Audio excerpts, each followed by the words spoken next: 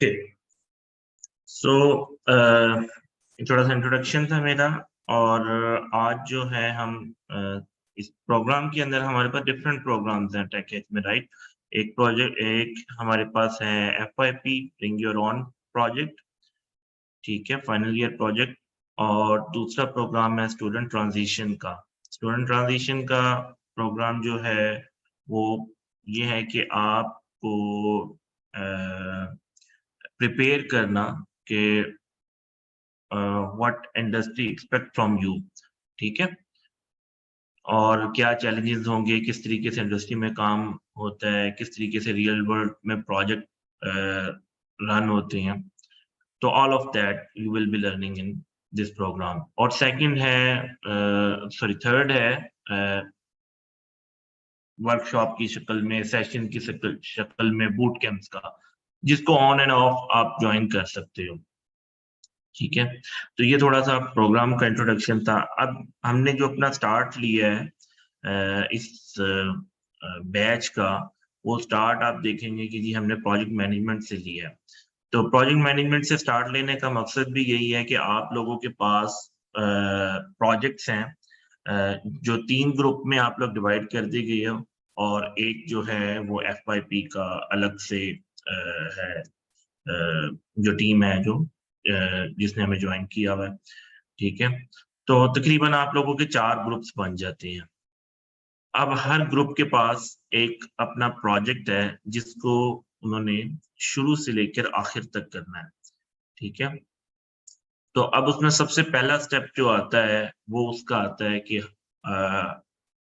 How we can execute this, how we can plan this, ठीक है, कि किस तरीके से एक शुरू से लेकर आखिर तक स्मूथ जर्नी हो। उसके अंदर सब कुछ आपका पहले से डिसाइडेड हो, प्लान आपके पास प्रॉपर प्लानिंग हो। तो उसके लिए सबसे पहले हम प्रोजेक्ट मैनेजमेंट से शुरू कर रहे हैं, ठीक है।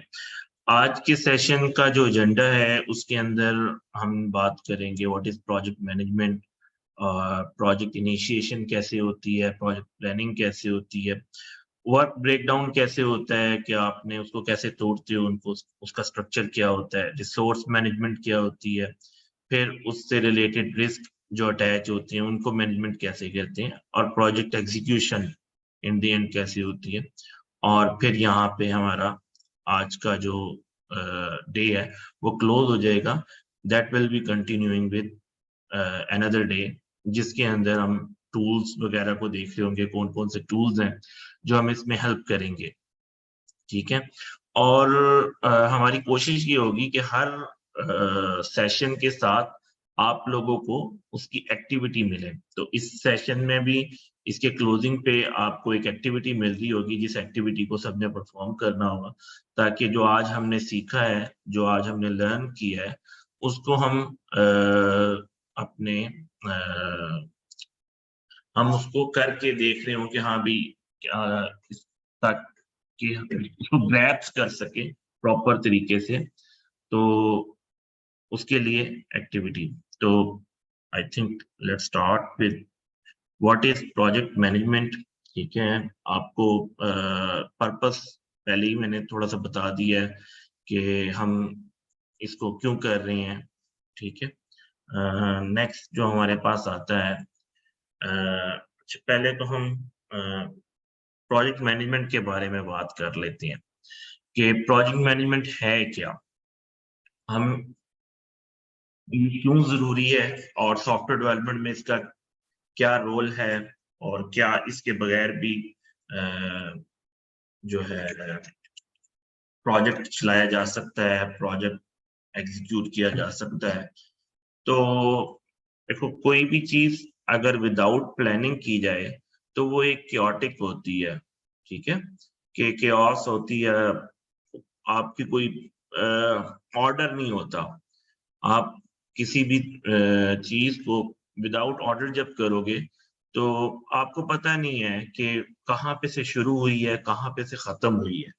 तो इसलिए प्रोजेक्ट जो आपके पास है, कोई भी आपके पास आती है, कोई क्लाइंट आता है, प्रॉब्लम स्टेटमेंट आता है कि भाई मेरा ये प्रॉब्लम स्टेटमेंट है, आप कहते हो fine, okay, we can help. अब जब आप कहते हो कि वी कैन हेल्प, तो अब उसको कैसे पता लगेगा कि आप कैसे हेल्प कर सकते हो? लाइक आपने एक अपना घर बनाना है। अब आप जाते हो किसी ठेकेदार के पास जाते हो, उसे कहते हो कि भई मैंने तो अपना घर बनवाना है। अब वो कहेगा अच्छा, क्या आपने कितने आपकी क्या ज़मीन कितनी है आपकी? आप कैसा घर बनवाना चाहते हो? कैनेडियन स्टाइल बनवाना चाहते हो? किस तरीके का घर बनवाना चाहते हो? वो आपसे कुछ क्वेरीज़ करेगा। क्वेरीज़ करने के बाद वो आपसे पूछेगा अच्छा आपका बजट क्या है? ठीक है, अब आप उसको अपना बजट बताओगे। वो कहेगा अच्छा जी, इतने बजट के अंदर ये हो सकता है, नहीं हो सकता, ये मेरे चार्जेज़ हैं। तो ऑल ऑफ दैट वो उसको एक पूरा प्लान देगा कि भई हम इस तरीके से इस फ़ेज़ में करेंगे। पहले वो उसका नक्शा देगा, नक्शा आप जाके अप्रूव करवाओगे, ठीक है? तो सारा एक ऑर्गनाइज़्ड वे में होगा। इसी तरीके से जब आपके पास कोई सॉफ्टवेयर डेवलपमेंट में कोई प्रोजेक्ट आता है, तो उसके अंदर भी आप क्या करते हो, प्रोजेक्ट हो या प्रोडक्ट हो, अ, मतलब कई दफ़ा लोग ना प्रोजेक्ट और प्रोडक्ट को कन्फ्यूज़ कर देते हैं। जो एग्ज़ीक्यूशन है, उसके अंदर थोड़ी-सी चीज़ें टर्मिनोलॉजी तब्दील होती है प्रोडक्ट के अंदर और प्रोजेक्ट के अंदर। लेकिन इन द एंड है वही चीज़, आप उसी तरह एग्ज़ीक्यूशन कर रहे होते हो, वहाँ पे कुछ चीज़ ऐड हो जाती है, यहाँ पे कुछ चीज़ ऐड नहीं होती प्रोजेक्ट के अंदर, ठीक है? तो अ, आई होप कि प्रोजेक्ट मैनेजमेंट बेसिक्स आपको यहाँ पे समझ आ जाएगी कि भई उसमें क्या चीज़ है, हमारे पास हम क्यों करते हैं ये, ठीक है? तो इसके फेजेज़ होती हैं। अब इन फेजेज़ में जो है आपने इसको हार्ड एंड फास्ट रूल नहीं लेना, लेकिन ये एक मतलब कुछ जब आप स्ट्रैटेजीज़ पढ़ोगे, डिफरेंट मेथोडोलॉजीज़ पढ़ोगे, तो उसके अंदर किसी का नाम कुछ होगा, किसी का नाम किसी और तरीके से होगा, फेजेज़ जो हैं तब्दील हो जाएँगे। प्रोडक्ट के अंदर ये फेजेज़ तब्दील हो जाती हैं। लेकिन बेसिक्स यही होती हैं कि आप के पास एक क्यूरी आती है, उस एक प्रॉब्लम स्टेटमेंट आता है और उस प्रॉब्लम स्टेटमेंट के ऊपर फिर आप एक बेसिक अपनी रिसर्च करते हो या आपने पहले से ही उसके ऊपर काम किया होता है। उसकी फिज़िबिलिटी बनाते हो, फिज़िबिलिटी बनाने के बाद ऑल ऑफ दैट प्रोजेक्ट जब किक ऑफ होता है, तो वो कहाँ से शुरू होता है? वो इनिशिएशन से शुरू होता है। आप उसकी इनिशिएशन करते हो, अ, आपका पीएमओ जो है उसको टेक ओवर करता है। पीएमओ का मतलब प्रोजेक्ट मैनेजमेंट ऑफिस होता है। ये कोई अलग ऑफिस नहीं होता, ये एक टीम होती है, ठीक है? जो बड़ी ऑर्गनाइज़ेशन के अंदर पीएमओ होती हैं। तो वो क्या करते हैं, कोई भी उनके पास जब लीड आई है, उस लीड को जब बेसिक उसकी एस्टेब्लिश हो जाती हैं, तो इनिशिएशन होती है, फिर उसकी प्लानिंग होती है कि अच्छा जी क्या प्रोजेक्ट के अंदर क्या-क्या वर्क ऑफ स्कोप होगा और फिर एग्ज़ीक्यूटिंग होती है, फिर उसको कंट्रोल किया जाता है और एंड पे प्रोजेक्ट क्लोज़ हो जाता है। ठीक है? प्रोजेक्ट जो है वो क्लोज़ हो जाता है, प्रोडक्ट क्लोज़ नहीं होती, वो मेंटेनेंस में चली जाती है। ठीक है? या प्रोजेक्ट भी कई दफ़ा उसमें आपके एएमसी के अंदर आ जाते हैं, एनुअल मेंटेनेंस कॉन्ट्रैक्ट आपका साइन होता है और वो मेंटेनेंस में चले जाते हैं, लेकिन एक दफ़ा प्रोजेक्ट क्लोज़ हो जाता है। ठीक है? तो हम नेक्स्ट चलते हैं। ये कुछ फेजेज़ थे इसके और प्रोजेक्ट इनिशिएशन में क्या होता है कि अभी मैं कोशिश ये करूँगा कि आपको बिल्कुल बेसिक्स बेसिक्स बताऊँ। हर चीज़ को मैं कवर नहीं करूँगा ताकि आप लोग जल्दी से उसको अ समझ सको, ठीक है? आपके लिए आसान हो, उसको हज़म करना थोड़ा-सा आसान हो, ठीक है? तो प्रोजेक्ट इनिशिएशन में क्या होता है कि आपके पास जैसे मैंने आपको बताया कि क्यूरी आई है, क्यूरी बिज़नेस केस है आपका, ठीक है? और आप देखते हो कि जी ये प्रोजेक्ट अच्छा कुछ ऑर्गनाइज़ेशन जो होती हैं अ, उसमें क्या होता है मतलब एक तो ये है ना कि किसी को पैसों की ज़रूरत है, वो कहता है कि कुछ भी आ जाए, ठीक है, मैंने क्या करना है, मैंने तो अपनी सेल करनी है, मुझे इससे क्या लगे कि ये चीज़ वायबल भी है कि नहीं है, ये चीज़ क्लाइंट को फ़ायदा देगी भी कि नहीं देगी, ठीक है? कुछ जगह पे क्या होता है, उसको चेक किया जाता है कि ये क्या हमारे कस्टमर की नीड है भी कि नहीं है, कस्टमर को ये बनवाना चाहिए भी कि नहीं बनवाना चाहिए। लाइक वो कोई ऐसी चीज लेके आता है जिसका क्लाइंट को लगता है कि भाई मुझे बहुत फायदा होगा, मेरी प्रॉब्लम सॉल्व हो जाएगी, लेकिन एक्चुअल में उसकी प्रॉब्लम सॉल्व नहीं होती, कई दफा बढ़ जाती है और कई दफा प्रॉब्लम वहीं रहती है। ठीक है, लाइक किसी के पास एक प्रोडक्ट है, पुरानी बनी हुई है, लेकिन वो प्रोडक्ट जो है उसका सिस्टम डाउन हो जाता है।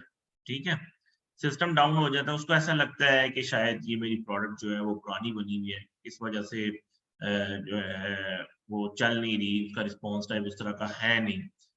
लेकिन एक्चुअल में क्या है कि उसका जो नेटवर्क है उसमें प्रॉब्लम। अब आप जो कंपनी एज़ अ कंपनी आपको पता लग गया, तो अब आप क्या करोगे? आप उस बिज़नेस केस को वैलिडेट करने के बाद कहोगे नहीं भई, आपको इस प्रोजेक्ट की ज़रूरत नहीं है, आप जाके अपना नेटवर्क ठीक करवाएँ। वो ठीक करवाएँगे तो इस प्रोडक्ट की ज़रूरत नहीं है, आपकी प्रोडक्ट जो करंट प्रोडक्ट है वो फुलफिल कर सकती है।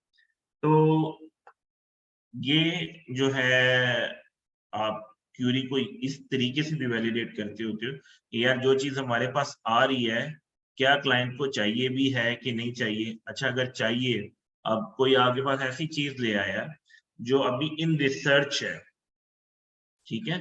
जिसको किसी ने कंक्लूड नहीं किया हुआ, लेकिन रिसर्च में है, रिसर्च पेपर्स के ऊपर है और वो वैलिडेट हो रही है और आपको लगता है कि यहाँ पे अभी चांसेस हैं कि ये बाद में जो कस्टमर है वो परेशान होगा।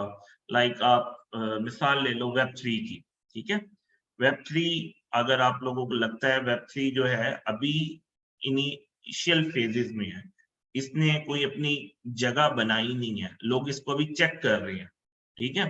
तो जहाँ पे आपको ऐसा लगे कि यार इससे क्या होगा कि ये जो सोच रहा है, अभी इसका यूज़ केस इतना डेवलप नहीं है, ये इतना लिटरेट नहीं है। ये इसको उस तरीके से समझ नहीं सका, लेकिन बस इसने बज़वर्ड सुन लिया है वेब 3 का और ये चाहता है कि मैं इसको अप्लाई कर लूँ। या आर्टिफ़िशियल इंटेलिजेंस की मिसाल ले लो कि कोई ऐसा शख्स है, कोई ऐसा कस्टमर है, वो आपके पास आया है और वो ये कहता है कि भई मुझे तो मैंने तो इसमें आर्टिफ़िशियल इंटेलिजेंस लगानी है मेरे प्रोजेक्ट के अंदर, मेरी रिपोर्टें जो हैं, वो एआई जो है उसके थ्रू आए, वो प्रेडिक्ट करे। हालाँकि उसका काम जो है सिर्फ़ इफ एंड एल्स की बेस पे हो सकता है, ठीक है? तो वहाँ पे आप उस कस्टमर को लिटरेट करोगे कि भई आपको यहाँ पे आर्टिफ़िशियल इंटेलिजेंस की ज़रूरत नहीं है। यहाँ पे एक सवाल ज़रूर पैदा होता है कि भई आपको क्या है, आपने तो पैसे ही लेने हैं ना, आपको अगर वो कह रहा है। लेकिन होता क्या है कि इन द एंड जो कस्टमर है, जब प्रोजेक्ट एग्ज़ीक्यूट हो जाता है तो कई दफ़ा ऐसा होता है कि उसको जो वो सोच के आया होता है, उसकी वो सोच पूरी नहीं होती क्योंकि यूज़ केस और जो वो माँग रहा है, दोनों में बहुत डिस्टेंस है, बहुत फ़र्क है। उसको पता ही नहीं है वो क्या चाह रहा था उससे, ठीक है? तो इसमें बाद में आप भी मार्केट में गंदे होते हो, ठीक है? इसी में आप जो बिज़नेस केस को वैलिडेट करते-करते वैलिडेट करना कैसे है आपने फिज़िबिलिटी स्टडी के थ्रू करना है कि भई ये जो काम है, ये आप कर सकते हो, ये पॉसिबल है। फिर जो मैंने बताया बजट आप पूछते हो क्लाइंट से, क्लाइंट के बजट में पॉसिबल है, ठीक है? ये भी आपने देखना होता है। फिर जो क्लाइंट आपसे ड्यूरेशन कह रहा है मुझे इतनी देर में चाहिए, अगर इतनी देर में नहीं होता तो मुझे उसका कोई फ़ायदा नहीं है, आपने वो देखना होता है फिज़िबिलिटी रिपोर्ट के अंदर। तो ये आप सारा देखते हो कि यार मैंने अपना स्कोप ऑफ वर्क क्या रखना है, मैंने कितनी जो है जो मुझे बजट मिला है, जो मुझे टाइम मिला है, उसकी बेस के ऊपर मैं डिलीवर कर सकता हूँ इस चीज़ को, नहीं कर सकता, मेरे पास वो रिसोर्सेज़ मौजूद हैं कि नहीं मौजूद हैं। ठीक है, टीम बिल्ड मैं कर सकता हूँ कि नहीं कर सकता। तो ये सारी चीज़ें देखी जाती हैं जब भी आप प्रोजेक्ट इनिशिएशन करते हो, उसके अंदर फिज़िबिलिटी बनाते हो उसकी, ठीक है? जिसको कई दफ़ा जो छोटी कंपनीज़ होती हैं उसके अंदर उसके जो ऑनर होते हैं या उसके सीटीओ जो होते हैं या व्हाटसोएवर सीईओ, कोई एक टॉप पे बैठा होता है और वो ये सारे काम खुद कर रहा होता है, जो आप तक नीचे बॉटम पे नहीं पहुंचते। लेकिन बड़ी कंपनीज के अंदर टीम्स होती हैं, जैसे मैंने बताया पीएमओ ऑफिस होता है, पीएमओ ऑफिस के अंदर डिफरेंट डिपार्टमेंट से लोग होते हैं, वो इन कामों को करते हैं। ठीक है, फिजिबिलिटी स्टडी होगी, प्रोजेक्ट चार्टर जो है कैसे जो है प्रोडक्ट का स्ट्रक्चर होगा, प्रोजेक्ट कैसे एग्जीक्यूट होगा, ठीक है, वो देखा जाता है कि भाई आप इसको किस वे में कर रहे हो, क्या आपकी स्ट्रेटेजी है, क्या आप इसको वाटरफॉल में कर रहे हो, क्या आप यहाँ पे एजाइल यूज कर रहे हो। ये सारी चीजें आपकी जो फिजिबिलिटी है, जो आपने स्टडी की है, उसके अंदर आपकी चीजें निकल आती हैं कि यार प्रोजेक्ट हमने स्ट्रक्चर किस वे में करना है, किस वे में एग्जीक्यूट करना है आपको। फिर आप उसमें देखते हो कि मुझे रिसोर्सेज क्या चाहिए, मुझे स्किल्स चाहिए, मुझे इसकी रिक्वायरमेंट क्या है इस प्रोजेक्ट के अंदर। मुझे लाइक आपकी आसानी के लिए सारे यहाँ पे जो बैठे हुए वो तकरीबन जो है रिएक्ट और एंगुलर से वाकिफ होंगे। ठीक है, तो आपके पास एक प्रोजेक्ट आया है, अब आपने ये डिसाइड करना है कि भाई इसमें मुझे रिएक्ट के साथ करना चाहिए, मुझे एंगुलर के साथ करना चाहिए, या थोड़ा सा आगे चलते हैं, हम कहते हैं सिर्फ हम रिएक्ट को पकड़ते हैं। रिएक्ट जेएस के अंदर अगर आप लोगों को आइडिया है, हमारे पास एक परफॉर्मेंस रिएक्ट होती है, पी रिएक्ट बोला जाता है जिसको, ठीक है, परफॉर्मेंस रिएक्ट होती है। फिर हमारे पास नेक्स्ट जेएस फ्रेमवर्क मौजूद है रिएक्ट लाइब्रेरी के ऊपर, और फिर हमारे पास प्लेन रिएक्ट लाइब्रेरी मौजूद है। ठीक है, तो अब आपके पास प्रोजेक्ट आया है, अब प्रोजेक्ट की नेचर आपने देखी कि भाई ये नेचर कैसी किस किस्म का है, फिर आपने देखा कि अच्छा मुझे यहाँ इसको कहाँ पे डेवलप करना चाहिए, मुझे ज्यादा फायदा पी रिएक्ट पे होगा, मुझे ज्यादा फायदा जो है प्योरली रिएक्ट लाइब्रेरी को करके होगा, मुझे फायदा जो है नेक्स्ट जेएस पे जाने का होगा। तो फिर आपने जब ये पीछे डिसाइड कर लिया था फिजिबिलिटी स्टडी के अंदर, या आपने जो है जो टेक्नोलॉजी स्टैक जहाँ पे आपने डिसाइड करना था वहां पे आपने ये डिसाइड कर लिया था। अब वहां पे डिसाइड करते हुए एक चीज आप जो ध्यान में रखते हो वो ये रखते हो कि आपके जो रिसोर्सेज हैं, आपकी जो स्किल्स हैं, वो किसके ऊपर है। ठीक है, वो कहाँ पे फॉल करती हैं। आप अगर एक सॉफ्टवेयर हाउस की बात करूं तो सॉफ्टवेयर हाउस ये भी देखता है कि अच्छा यार अगर मेरे पास स्किल्स नहीं है और मुझे बेसिक्स का पता है, क्या मैं इस प्रोजेक्ट की वो टीम तैयार कर सकता हूँ। मैं टीम हायरिंग के अगर ऊपर जाता हूँ तो क्या मैं इतने वक्त के अंदर कि टीम को हायर भी कर लूँ, मेरे पास बेंच के ऊपर लोग नहीं है, बफर रिसोर्सेज नहीं है, तो मैं उनको ला के टीम लेके आके दे भी सकता हूँ कि नहीं दे सकता, या मैं करंट अपने लोगों को यूज कर सकता हूँ। लाइक मेरे पास टीम है, वो टीम किसी और प्रोजेक्ट में एंगेज है, ठीक है, तो उस प्रोजेक्ट में से मैं पुल कर सकता हूँ कि नहीं कर सकता व्हाटसोएवर। तो यहाँ पे रिसोर्स प्लानिंग यहाँ पे काम आती है। ठीक है, प्रोजेक्ट ऑफिस जिसकी मैं बार बार बात कर रहा हूँ पीएमओ की, ये क्या है कि जी जहाँ पे आपकी जो प्रोजेक्ट से एग्जीक्यूशन है वो होती है, प्रोजेक्ट की सारी डिटेल के प्रोजेक्ट के जो फेजेस हैं, डिलीवरेबल्स हैं, वो डिलीवरेबल उन्होंने मेक श्योर करने होती है कि राइट टाइम पे क्लाइंट के साथ कम्युनिकेशन हो रही है, क्लाइंट के साथ क्लाइंट से जो क्लाइंट की क्यूरी है वो डेव टीम तक आ रही हैं, डेव टीम की जो क्यूरी है वो क्लाइंट तक जा रही हैं। प्रोजेक्ट जो है उसकी एक स्मूथ जर्नी जो है वो प्रोजेक्ट स्टाफ जो होता है वो मेक श्योर कर रहा होता है। अच्छा, और आखिरी जो होता है वो रिव्यू का होता है कि जी आप अब यहाँ पे प्रोजेक्ट साइन करने जा रहे हो, जिसके बाद आप एक्चुअल में डेवलपमेंट शुरू कर दोगे। ठीक है, यहाँ तक किसी का कोई सवाल हो उसके बाद फिर मैं आपको बताऊंगा कि एज अ फ्रीलांसर, अभी जो हमने एक ऑर्गेनाइजेशनल स्ट्रक्चर की बात की, एज अ फ्रीलांसर या एज अ स्टूडेंट आपके लिए ये वाली जो चीजें हैं वो कैसे की जा सकती है? किसी का कोई सवाल है तो हैंड रेज कर दे।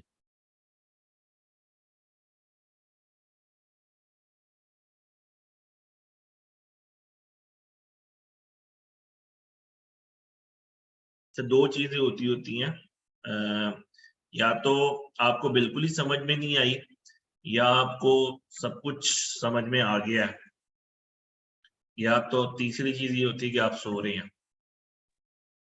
नहीं नहीं सर, समझ आ गया। समझ आ गया, ठीक है, ओके। अच्छा, अभी हमने जो बात की थी, हम लोगों का फोकस क्योंकि इस चीज के ऊपर है कि आप लोगों की ट्रांजिशन हो एक कॉर्पोरेट स्ट्रक्चर में, ठीक है। तो शुरू में हमने जो बात की वो एक ओवरऑल आपको मैंने पिक्चर दिखाई है कॉर्पोरेट में कैसे काम होता है। अब आप यूं समझ लो कि आप एक फाइनल ईयर प्रोजेक्ट कर रहे हो, आपकी टीम बिल्ड हुई हुई है, उसके अंदर भी ये सारी चीजें मौजूद होंगी, लेकिन आप लोगों के पास कोई प्रोजेक्ट मैनेजर नहीं होगा, कोई आपके पास फिजिबिलिटी रिपोर्ट हो सकता है कि आप अब आपस में एक दूसरे ही लोग हैं जो इस चीज को कर रहे हैं। तो मोस्टली लोग जो हैं वो सॉफ्टवेयर इंजीनियरिंग के बैकग्राउंड से है ना, अगर कोई नहीं है तो वो मुझे बता दे, हाथ खड़ा कर दे। सारे सॉफ्टवेयर इंजीनियरिंग के बैकग्राउंड से हैं, इसका मतलब है, ठीक है। तो आप लोगों ने ये सब कुछ, अच्छा ठीक है। कंप्यूटर साइंस के फील्ड से। किधर से हैं? Computer science. ठीक है, तो उसमें आपके पास प्रोजेक्ट मैनेजमेंट का, अच्छा जिसने प्रोजेक्ट मैनेजमेंट का सब्जेक्ट नहीं पढ़ा हुआ वो कौन कौन लोग हैं?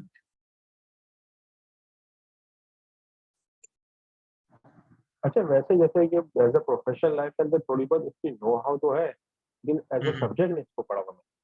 सब्जेक्ट नहीं पढ़ा, ठीक है, ठीक है,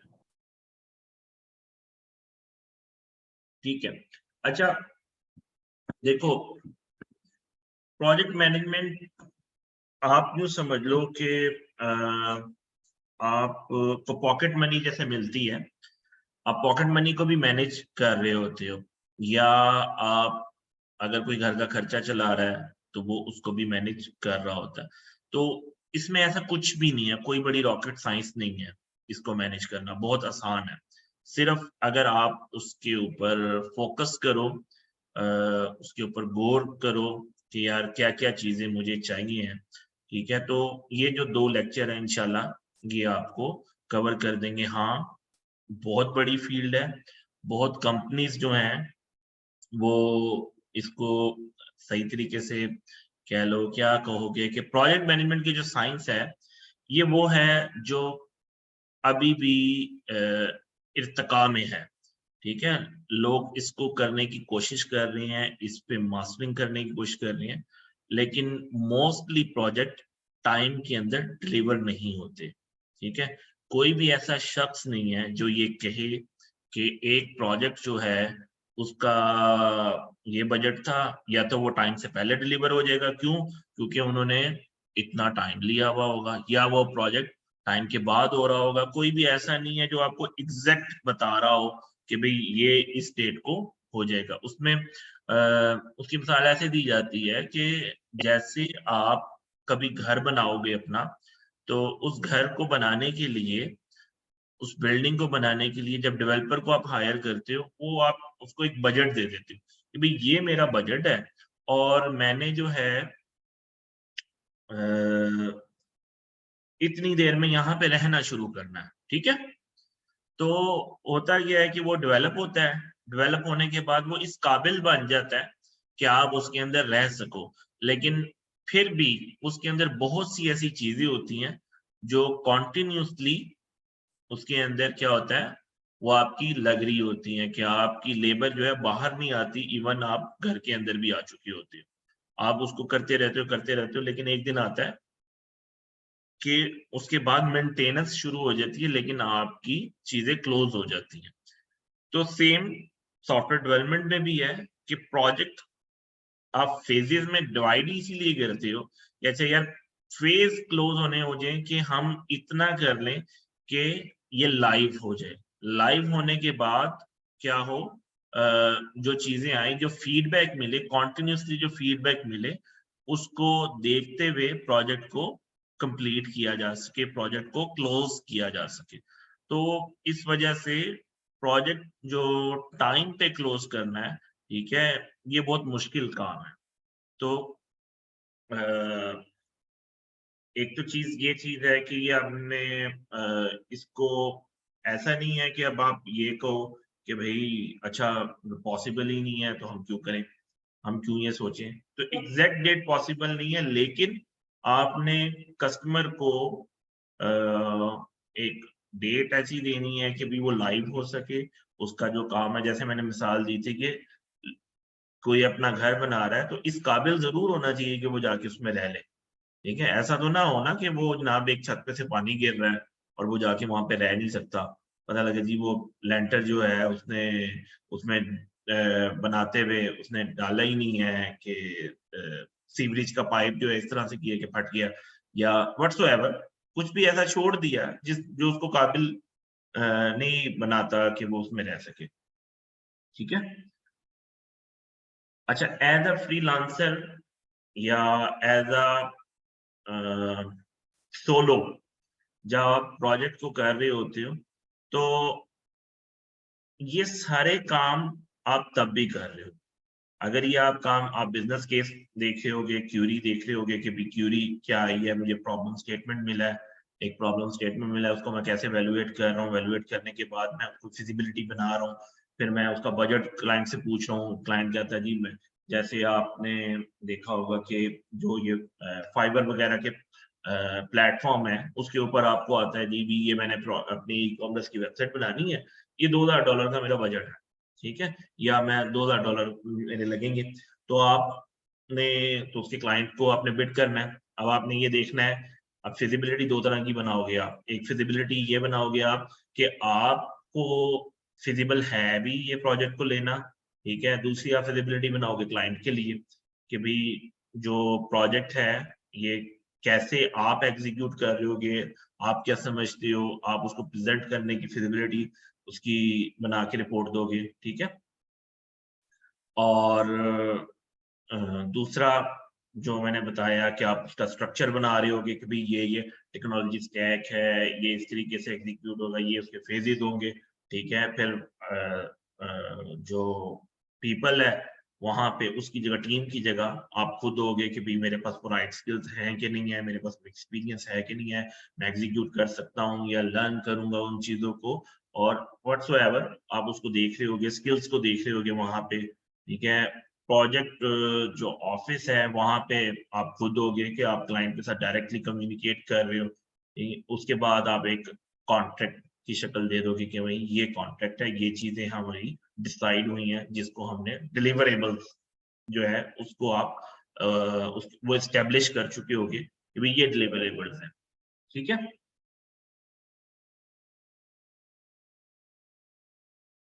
चलिए, जब प्रोजेक्ट में प्लानिंग में जब प्लानिंग की बात आती है उसके अंदर सबसे पहले तो जरूरी है उसका स्कोप, कि भाई इसका स्कोप क्या है। स्कोप डिफाइन, वेल डिफाइंड, जितना वेल डिफाइंड स्कोप होगा उतना आपके पास चांसेस होंगे जो ये रिस्क मैनेजमेंट प्लान है उसको बेहतर बनाने के, ठीक है। कि भाई ये प्रोजेक्ट का स्कोप है, ये हमने बात की है, ये मैंने डिलीवर करना है। अगर प्रोजेक्ट का स्कोप अनक्लियर होगा, उसके अंदर कुछ चीजें वेग होंगी, कुछ चीजें आप सोचोगे आगे चल के पता चलेगी, तो वो चीजें आपको प्रोजेक्ट के अंदर एज अ रिस्क आपने आइडेंटिफाई करके बतानी होती है कि भाई ये चीजें रिस्क हैं, उनको आप रिस्क मार्क करते हो कि ये चीजें अभी क्लियर नहीं है, ये चीजें आगे वक्त के साथ चल के पता चलेंगी, ठीक है। तो आप उसके स्कोप को, आपका स्कोप वेल डिफाइंड स्कोप होना चाहिए। फिर आप उसको क्या करते हो, ब्रेक डाउन करते हो। अच्छा, ब्रेक डाउन का मतलब क्या होता है कि आपके पास एक जनरल किस्म की रिक्वायरमेंट है, जी हमारे पास 4 तरह के लोग होते हैं जो काम करते हैं। एक एडमिनिस्ट्रेशन में काम करते हैं और एक जो हैं वो मैनेजर हैं और एक जो है वो ऐसे हैं जो डिपार्टमेंट को मैनेज करते हैं। एक जो हैं वो नॉर्मल लोग हैं जो आम स्टाफ हैं, ठीक है? अब आपके पास 4 किस्म के रोल आ गए। अब आपके पास क्या है जी, आपको वो कहता है कि भई ये 4 जो रोल हैं, ये डिफरेंट काम कर सकते हैं। अब आपने हर टास्क को ब्रेक डाउन करना है कि भई अच्छा ये वाला रोल जो है ये क्या कर सकता है, ये वाला रोल ये क्या कर सकता है, तो उन टास्क को तोड़ दोगे आप। जितनी छोटे लेवल के ऊपर लेके जाओगे, उतना आपके पास ज़्यादा एक्यूरेसी बढ़ेगी, ठीक है? जितना प्रोजेक्ट की टास्क को आप ब्रेक डाउन करोगे, जितना चंक छोटे चंक में ब्रेक डाउन कर सकते हो ना, उतना आपको बेनिफिट होगा उसका, क्योंकि ये आपको क्या देगा, ये आपकी एक्यूरेसी बढ़ाएगा और जो एस्टिमेशन है, जब हम एस्टिमेशन पे आएँगे ना, तो मैं एस्टिमेशन भी आपको सिखाऊँगा कि एस्टिमेशन कैसे होती है, उसके अंदर क्या चीज़ें होती हैं, किन चीज़ों का ख्याल रखा जाता है, किस तरीके से आप एस्टिमेशन को कर पाते हो, ठीक है? फिर आपका प्रोजेक्ट शेड्यूल जैसे मैंने बताया कि जब आप ब्रेक डाउन कर लोगे अपनी टास्क को उनका स्ट्रक्चर निकाल लोगे फिर हम बात करेंगे इस पे कल इंशाल्लाह कि PERT क्या होता है, नेटवर्क डायग्राम क्या होती है, ठीक है? किस तरीके से गैंट जो आजकल सबसे ज़्यादा यूज़ होता है, गैंट चार्ट कैसे बनता है, ठीक है? वो चीज़ें आपके प्रोजेक्ट शेड्यूल को डिफाइन करती हैं, ठीक है? फिर आपकी रिसोर्स एलोकेशन आती है कि अच्छा जी, अब आपने मैन एफर्ट निकाल ली है, मैन एफर्ट निकालने के बाद आपको लग गया जी 8 महीने का प्रोजेक्ट है अगर अकेला बंदा करे। अब आप कहते हो ये जी मेरे पास कौन से रिसोर्सेज़ हैं, कितने परसेंट वो एलोकेट होंगे, फिर कुछ ऑन ऑफ रिसोर्सेज़ होते हैं जैसे यूआई यूएक्स जो है, वो आपके पास ऐसा नहीं है कि उसने थ्रू आउट द प्रोजेक्ट चलना है या क्यूए जो है वो आपका नॉर्मली आपके जो फेज 1 होता है उसके 2 महीने पहले या मतलब जब आपका काम जो इस काबिल काम हो जाता है कि जो डेमो हो सके उस पे आप अपने क्यूए को एंगेज करते हो तो सारी चीजें जो हैं रिसोर्स एलोकेशन में आती हैं ये वाली चीजें कि अच्छा जी कौन से रिसोर्स को कितना एलोकेट करना है, कब एलोकेट करना है, ठीक है? फिर रिस्क मैनेजमेंट प्लान जैसे मैंने ऊपर बताया आपको कि जितने रिस्क हैं इन सारे ऊपर जो बताई हुई हैं चीज़ें, उनमें जो हाइलाइट होते हैं रिस्क वो आप बता देते हो कि भई ये जो है, ये रिस्क हैं, इसके साथ अगर कुछ होता है तो उसको बाद में देखा जाएगा। तो ये पहले से बता दिया गया, अगर कुछ उसमें आ जाता है तो क्लाइंट को ऑलरेडी पता होता है कि ये हाइलाइट हुई थी ये चीज़ें। नहीं मुझे तो पहले से मतला किया गया था इस बारे में, ठीक है?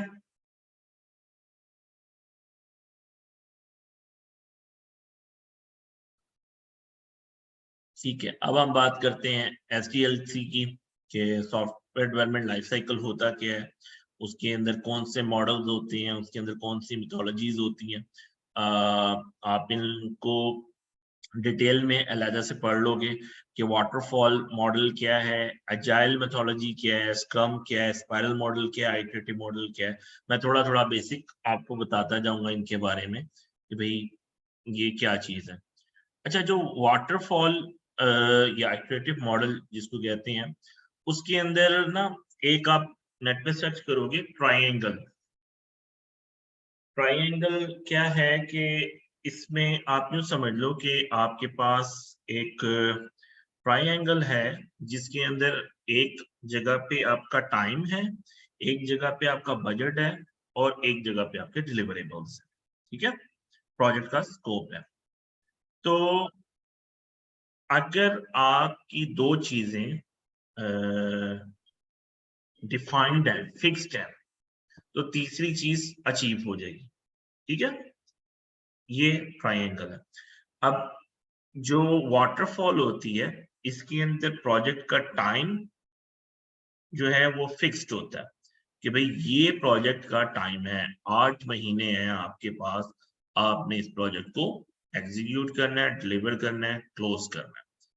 अब आपने क्या करना है, अपना स्कोप उस 8 महीने के हिसाब से तैयार करना, ठीक है। उसके अंदर जो चीजें आ सकती हैं वो आपने बता देनी है कि भाई ये जो डिलीवरेबल्स हैं वो हम कर सकते हैं, ठीक है। उसके ऊपर आप उसकी एक फिक्स कॉस्ट निकाल के दे दोगे, ये कॉस्ट आपको फिक्स्ड है, ठीक है। टाइम और कॉस्ट यहाँ पे फिक्स हो गई, स्कोप जो है वो आपने निकाल के दे दिया कि भाई ये स्कोप है, इतना स्कोप किया जा सकता है इसके अंदर, बाकी का स्कोप आपके इस टाइम और बजट में नहीं हो सकता, ठीक है। ये वाटरफॉल है कि आप शुरू से करोगे और इसके अंदर क्या होगा, इसके अंदर आप डिलीवर जो करोगे वो एंड पे करोगे, मतलब ये जो आपका टेस्टिंग वाला फेज है, टेस्टिंग के बाद आप प्रोजेक्ट को डिलीवर कर दोगे, डिप्लॉय कर दोगे, और डिप्लॉय होने के बाद क्या होगा कि वो क्लाइंट उसको देखेगा, क्लाइंट को नजर आएगा कि हाँ भी उसकी चीजें कंप्लीट हो गई हैं, और उसके बाद वो क्लोज करेगा और मेंटेनेंस में आपका प्रोजेक्ट चला जाएगा, ठीक है। अब इसके ड्रॉबैक्स जो हैं वो यही होता है कि 8 महीने से पहले कोई रिलीज नहीं जाती, रिलीज जो है एक ही दफा जाती है, और उस पे तभी उसको पता चलता है, या प्रोटोटाइप आपकी जाती होती है तो उसको पता चलता है कि उसके पास क्या चीज आएगी, ठीक है। उससे पहले उसको ये नहीं पता होता कि क्या उसके पास डिलीवर होने जा रहा है, वो कैसा दिख रहा है। मतलब आपने अक्सर देखा होगा कि वो जी मांगा तो वो था, स्विंगर था, जो झूला होता है वो मांगा था, लेकिन उसकी शक्ल जो है वो कुछ और ही आई है, ठीक है। या मांगा घोड़ा था, वो घोड़ा दिखता कुछ और था डिजाइन के ऊपर, और बाद में निकला वो कुछ और ही है, ठीक है। तो ये इसका ड्रॉबैक होता है कि कस्टमर को ये नहीं पता होता कि उसके पास डिलीवर क्या होने जा रहा है, उसमें उसके पास जो फीडबैक होते हैं, अब क्योंकि आपका टाइम फिक्स्ड है, उस टाइम के अंदर कुछ नहीं है, अब उसको जो चेंजेस करवाने हैं, जो उसके फीडबैक हैं, वो बाद में ही जाने हैं उसको, ठीक है। अजाइल क्या है, ये कॉन्टिन्यूसली आपका एक है कि जी लाइफ साइकिल जो है बार बार चलता है आपका, कि आप एक बैकलॉग डिसाइड करते हो कि भाई ये काम जो है ये आइट्रेशन है, आइट्रेशन 1, आइट्रेशन 2, आइट्रेशन 3, आइट्रेशन 4। तो इसको स्प्रिंट्स में किया जाता है स्क्रम मॉडल के अंदर, कि एजाइल मेथोडोलॉजी के अंदर डिफरेंट फ्रेमवर्क्स हैं, कैनमन है, स्क्रम है, ये दो फेमस उसके फ्रेमवर्क्स हैं, ठीक है। तो इसके अंदर क्या होता है, कॉन्टिन्यूस डिलीवरी होती है, कि आप क्या करते हो, क्लाइंट के साथ फीडबैक लेते हो, पहले प्रोजेक्ट को डिलीवर करते हो, सॉरी, आप अपने काम को डिलीवर करते हो, और उसके बाद क्लाइंट का फीडबैक लेते हो, और फिर आप नेक्स्ट काम करते हो, ठीक है।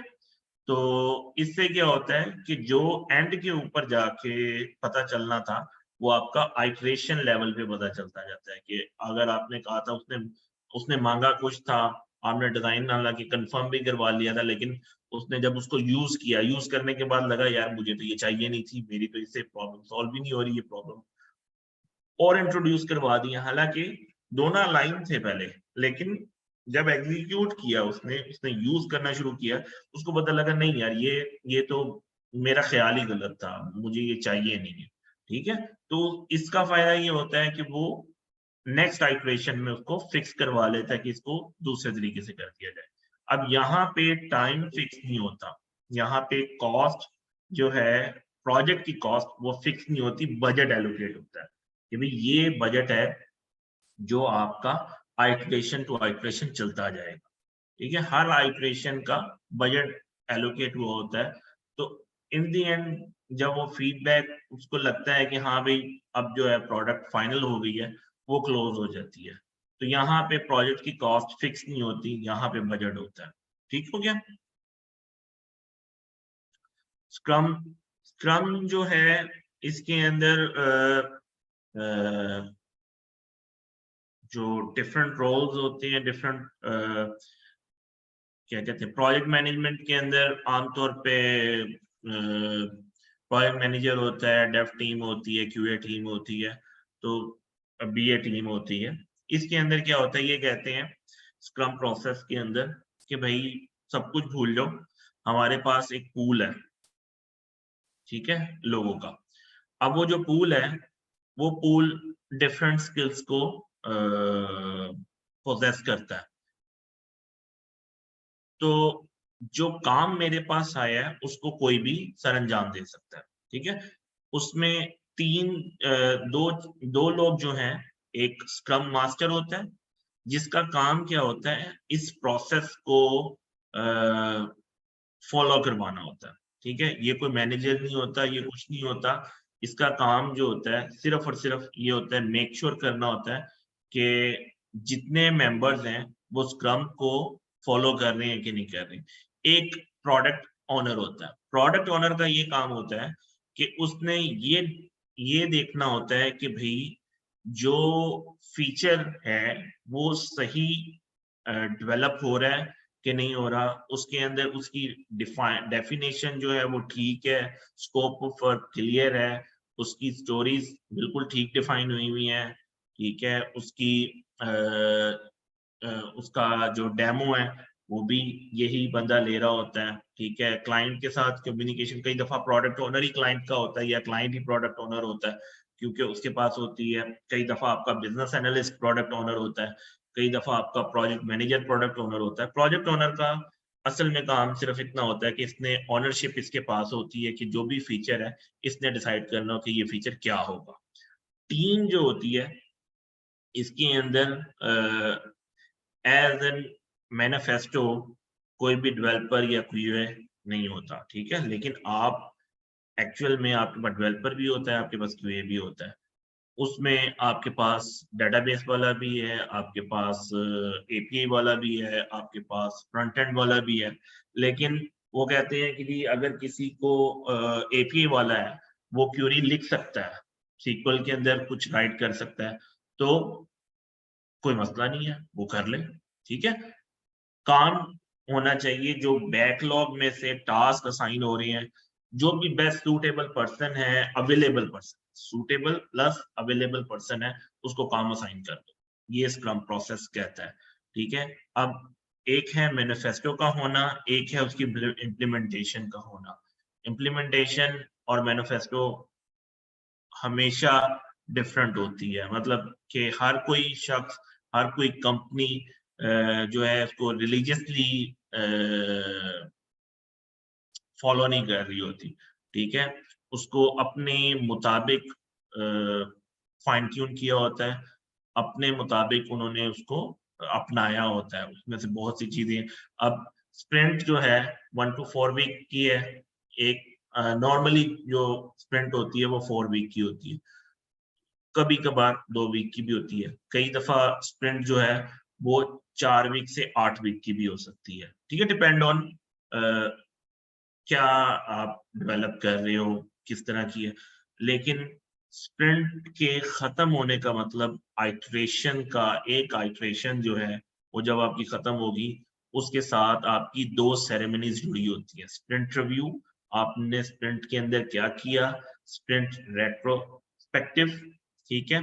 और फिर यहाँ पे एक जो इस डायग्राम के अंदर मिस है वो है डेमो, ठीक है, कि जो आपने काम किया वो डेमो उसका हो सकता है कि नहीं हो सकता। तो इसके अंदर जो स्प्रिंट 0 होती है, कुछ कंपनी इसको फॉलो करती हैं कि पहले जब किक ऑफ करना होता है प्रोजेक्ट, उसके अंदर स्प्रिंट 0 बनाती है। जो स्प्रिंट 0 का काम ये होता है कि प्रोजेक्ट का सेटअप, प्रोजेक्ट की टीम की जो आपस में जेलिंग हो रही है, ठीक है, एक प्रोजेक्ट का स्ट्रक्चर तैयार हो रहा है, उसके बाद डेमोएबल कुछ नहीं होता, ठीक है, सिर्फ प्रोजेक्ट सेटअप हो रहा होता है।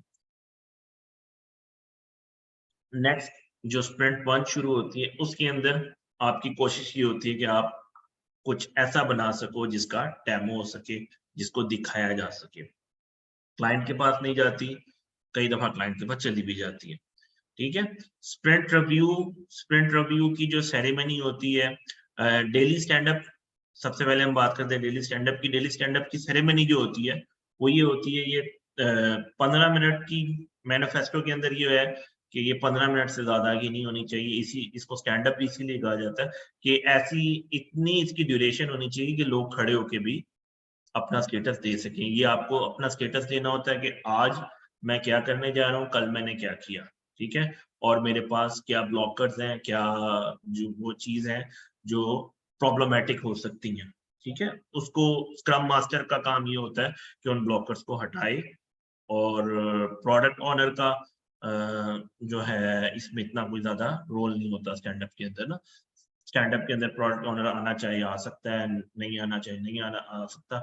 और कई दफ़ा ये होता है कि आपने कुछ फीडबैक लेना होता है, कई दफ़ा आपने क्यूरीज होती हैं, उसको आंसर प्रोडक्ट ओनर ने करना है, ठीक है? तो स्टैंड अप का काम ये होता है, ये दिन में 1 दफ़ा होती है। यहीं पे इसलिए वो 24 आवर लिखा हुआ है। स्प्रिंट रिव्यू जो होती है वो आपके स्प्रिंट के एंड के ऊपर होती है।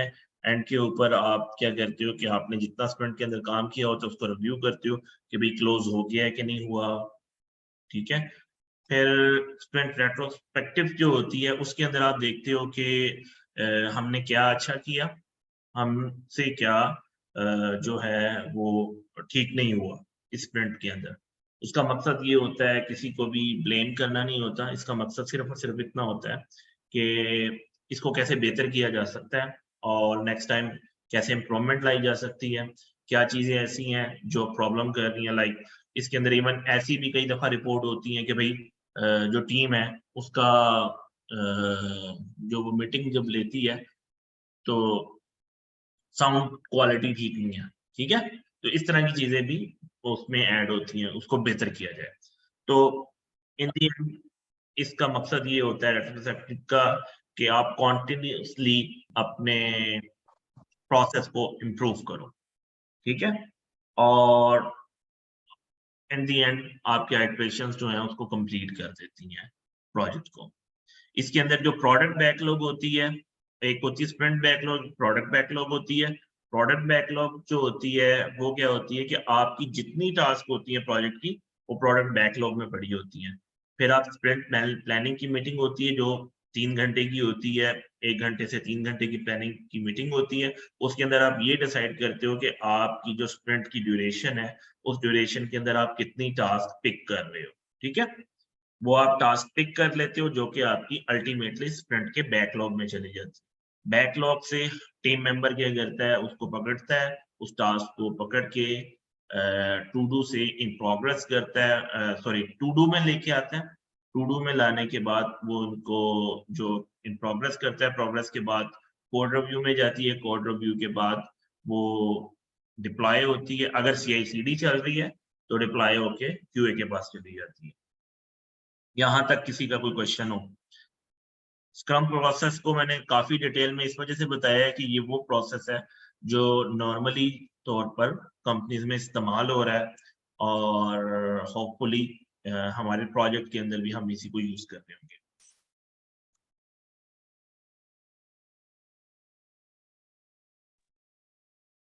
अस्सलाम वालेकुम सर। वालेकुम सलाम। अभी आपने कहा था कि टीम में क्यूए नहीं होगा, हमारे पास क्यूए ऐड नहीं होगा, लेकिन एंड पे आपने कहा क्यूए की तरफ चला जाएगा हमारा नहीं, जो नहीं। अच्छा। स्क्रम होगा। हुँ, इसमें हुँ। ज़्यादा डिफरेंस क्या है? अच्छा, मेरा बताने का मतलब ये था कि कुछ चीज़ें ऐसी हैं जो मैनिफेस्टो की चीज़ें हैं, ठीक है? मैनिफेस्टो ये कहती है कि टीम मेंबर्स होते हैं, टीम मेंबर में जो भी सूटेबल पर्सन है। अब इसमें यहाँ पे ना कुछ चीज़ें कॉन्ट्राडिक्टरी हैं। लाइक आपने इस प्रोसेस को लिया है, बना हुआ भी ये सॉफ्टवेयर डेवलपमेंट के लिए, ठीक है? लेकिन मतलब ऐसा कैसे हो सकता है कि एक डेवलपर जो है वो क्यूए हो सकता है या एक क्यूए जो है वो एक डेवलपर हो सकता है, ठीक है? ऐसा नहीं हो सकता। तो उन्होंने सिर्फ एक स्टेटमेंट जारी कर दिया है कि टीम मेंबर जो हैं, वो अपने आप को लिमिटेड ना करें। मतलब जैसे मैंने आपको मिसाल दी थी कि अगर कोई सीक्वल की क्वेरी फ्रंट एंड डेवलपर भी लिख सकता है, तो इस चीज़ को ना कहा जाए कि यार ये जो है ये तो इसका काम नहीं है, ठीक है? अगर वो स्किल पोज़ेस करता है, उसको लगता है आई एम श्योर, ठीक है? तो वो क्या करे, वो उसको पिक कर सके। अब इसका मकसद जो है इसको टीम बनाना, वो इस चीज पे फोकस करना है कि भाई इन दी एंड सबका गोल एक ही है। इसके अंदर जब आप स्प्रिंट प्लानिंग करते हो ना, उसके अंदर क्या करते हो, आप अपना गोल डिफाइन करते हो स्प्रिंट का, कि आपने गोल क्या अचीव करना है। तो इसको जो टीम कहा जाता है ना, वो इसीलिए कहा जाता है कि ये वो लोग हैं जो एक गोल के ऊपर जमा हुए हैं, ठीक है। इनका मकसद प्योरली उस गोल को अचीव करना है। उसके लिए किसी को अपनी जो है मल्टीपल हैट पहनने पड़ते हैं, तो वो पहन सकता है, ठीक है। होप के ये आपका क्लियर हो चुका होगा। जी sir, thank you. Anyone else?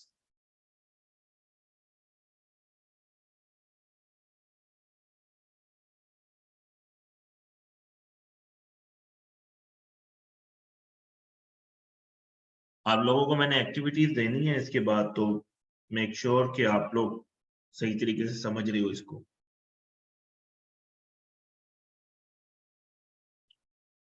आगे चलें फिर।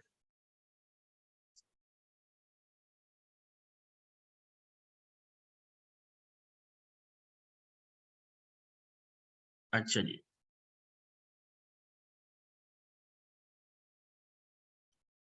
Project integration. अब इसमें मुझे कोई बताएगा प्रोक्योरमेंट का मतलब क्या होता है?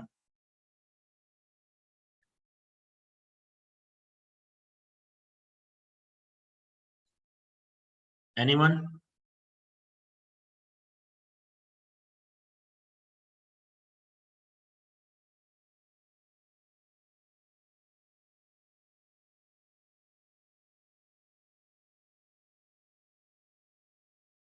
स्कोप का मतलब क्या होता है?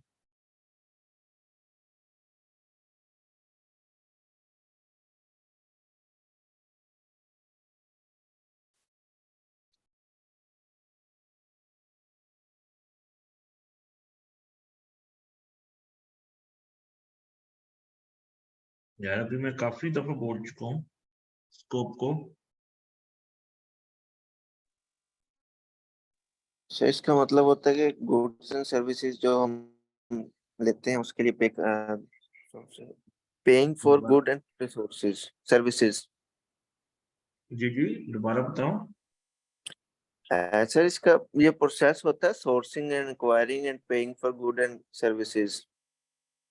प्रोक्योरमेंट का, ठीक है। अच्छा अच्छा, ठीक है, मुझे लगा स्कोप का बता रहे हो।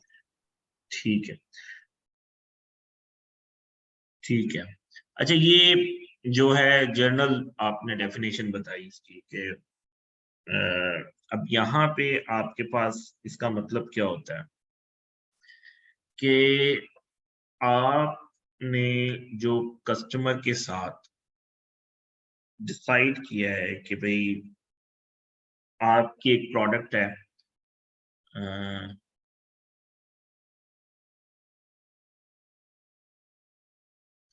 अच्छा अच्छा, इसमें क्या होता है कि भाई आपने एक प्रोजेक्ट कहा है जी, मैंने ये ई कॉमर्स वेबसाइट बनानी है, ठीक है। और आपने ई कॉमर्स वेबसाइट बनानी है। ई कॉमर्स वेबसाइट के अंदर ई कॉमर्स का बिजनेस है किसी का, ठीक है। अब ई कॉमर्स के बिजनेस के अंदर उसके पास उसके स्कोप के अंदर क्या आता है, वेयर हाउस आता है। लाइक वो ड्रॉप शिपिंग नहीं करता, वेयर हाउस है उसका, ठीक है। अपने लिए उसने ई कॉमर्स वेबसाइट बनाई है। अब उसमें आप ये बताओगे कि जो आपकी जो वेयर हाउस है वो हमारे स्कोप में नहीं है। उसकी जो मैनेजमेंट है, उसकी जो चीजें हैं वो अलग है, ठीक है। उसकी जो वेयर हाउस की बिल्डिंग को खरीदना है, उसको रेंट पे लेना है, वो आपका काम है। आप वहां पे बता दोगे कि भाई जो वेयर हाउस मैनेजमेंट आपने डलवाई है इस ई कॉमर्स के अंदर, ये डिपेंडेंट है उसके ऊपर, तो इसकी आपने इसको अवेलेबल करवाना है, ठीक है। यहाँ पे ये दोनों चीजें इकट्ठी चल रही है, स्कोप ऑफ प्रॉफिट, ठीक है। ये चीजें, ये जो सर्विसेज, ये जो परचेजिंग है इस चीज की, ये आपने करनी है। अब यहाँ पे आती है बात कि जो डिप्लॉयमेंट होनी है इसकी वो इसकी क्लाउड पे होनी है, जैसे इवन क्लाउड पे होनी है, ठीक है। उसके लिए आप कहते हो कि ये जो है ये हमारा खुद का पार्ट नहीं है, हमने ये AWS से लेना है, Azure से लेना है, इसकी कॉस्ट ये है जिसको आपको अवेलेबल करवाना होगा, ठीक है। तो ये सारी चीजें आप क्या कर रहे होगे अपने प्रोजेक्ट प्लान में दे रहे होगे उसको कि भाई ये रिसोर्सेज हैं जो हम आपको प्रोवाइड कर रहे हैं, ये जो सर्विसेज या गुड्स हैं ये वो हैं जो आपकी रिस्पॉन्सिबिलिटी है उनको अरेंज करवाना, ठीक है। तो इसके अंदर आप क्या कर रहे हो, ये वाला स्कोप भी डिफाइन कर रहे हो कि भाई ये चीजें हमारे अंदर आती हैं। जैसे आप आपके जो रिसोर्सेज हैं, डेवलपर हैं, अब उसका जो इक्विपमेंट है वो तो आप उससे नहीं ले रहे ना, लेकिन जो उनका है एडमिनिस्ट्रेशन, जो उनके ऑपरेशंस हैं, उनका हार्डवेयर किसकी जिम्मेदारी है, वो उनकी जिम्मेदारी है। वो सर्विस, वो परचेजिंग जो करनी है वो किसने करनी है, वो आगे कस्टमर ने करनी है। तो यहाँ पे ये दोनों चीजों की मेरे ख्याल आप लोगों को अब समझ आ गई होगी, प्रोक्योरमेंट और स्कोप कैसे आपस में इंटीग्रेटेड है, ठीक है। अब यहीं पर ही इसकी मिसाल ले लो कि मैंने कहा कि जी उसको क्लाउड सर्विसेज चाहिए। अब हम ये कहते हैं कि हमारे पास अल्फा आपका वर्जन रेडी हो गया डेवलपर मशीन के ऊपर। अब आप कहते हो कि जी डेमो करवाना है, डेमो करवाना है। उसको डेमो करवाने के लिए हमने उसको कहा था कि भाई आपने जो है वो हमें पैसे देने हैं या अपना अकाउंट आपने क्रिएट करना है AWS के ऊपर, ठीक है, जो आपने हमें देना है वो उसने दिया ही नहीं है, या वो उसको लेट आपको देता है। तो यहाँ पे आप उसको क्या कर दोगे, रिस्क मार्क कर दोगे कि ये फेज तब तक नहीं डिलीवर हो सकता, ठीक है, जब तक आप ये हमें अवेलेबल ना करवा दो, ठीक हो गया। ये आप वहां पे रिस्क उसका डिफाइन कर दोगे। टाइम जो है वो इसके साथ आप बाउंड कर दो कि भाई जो हमारा फेज 1 है हमने डिलीवर करना है इसमें, और अगर आप इसको हमें अकाउंट नहीं लेके दे पाते, ठीक है, आप हमें अकाउंट लेकर नहीं दे पाते तो उसका टाइम जो है वो बढ़ जाएगा क्योंकि हम उसको डिलीवर नहीं कर पाएंगे, ठीक है। कम्युनिकेशन ऐसे ही कि भाई जो क्लाइंट है एक मिनट यार, जो क्लाइंट है उसके साथ आपकी कम्युनिकेशन का मीडियम डिफाइन हुआ है कि ईमेल के ऊपर है। वो उसकी आपने एक ईमेल की भी है और उसका ईमेल का जवाब नहीं आ रहा आपको, या आप जो है उसके साथ कम्युनिकेट कर रहे हो, उस आपकी जो क्यूरीज आती हैं, अब आप एक मीडियम डिसाइड करते हो कि इस मीडियम के ऊपर आपको रिप्लाई आएंगे, या ये वो मीडियम है जिसको हम इस्तेमाल कर रहे होंगे अपनी कम्युनिकेशंस के लिए, ठीक है, कि भाई वो आपका ऑफिशियल चैनल होगा, ठीक हो गया। फिर कॉस्ट आपकी, आपने उस पे कहा जी ये कॉस्ट जो है वो इस चीजों की, इन चीजों की कॉस्ट हम बेयर कर रहे हैं, इन चीजों की कॉस्ट आप बेयर कर रहे हो, ठीक है। फिर क्वालिटी आप उसकी डिफाइन कर रहे हो कि भाई ये क्वालिटी इसकी है, और ये ह्यूमन रिसोर्सेज हमारे हैं, ये ह्यूमन रिसोर्सेज आपकी हैं। तो प्रोजेक्ट की इंटीग्रेशन मैनेजमेंट कस्टमर और उसको डेवलप करने वाली कंपनी की आपस में वो कैसे इंटीग्रेटेड है, ठीक है। ये प्रोजेक्ट इंटीग्रेशन मैनेजमेंट के अंदर आती है। यहाँ पे किसी का कोई सवाल होगा?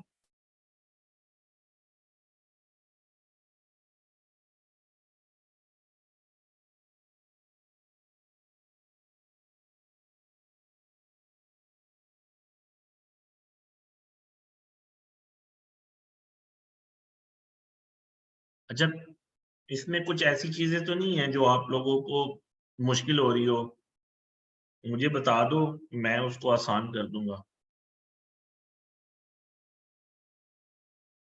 क्योंकि जब आप लोग बोलोगे नहीं तो मुझे ऐसा लगेगा आप लोगों को समझ आ रही है।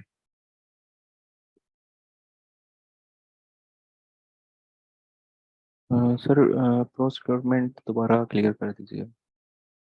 चलिए, प्रोक्योरमेंट जो होती है, मैंने वैसे आपको एग्जांपल दी कि ये क्या होता है कि किसी भी प्रोजेक्ट को एग्जीक्यूट करने के लिए कुछ ऐसी चीजें होती हैं जो कि एग्जाम्पल ले लो आप। अच्छा मुझे ये बताओ कि मैं आपको डेवलपमेंट के स्कोप में रह के बताऊं या आपको मैं जनरल एग्जांपल्स भी दूं? हम्म, सर कोई डेवलपमेंट जनरल एग्जांपल भी देते हैं सर के। ठीक है। अच्छा अब जैसे हमने बात की थी मकान बनवा रहे हो, ठीक है, आपका ठेकेदार है, वो कहता है जी मुझे इस मकान को बनाने के लिए इतनी ईंटें चाहिए, इतना सीमेंट चाहिए, ठीक है।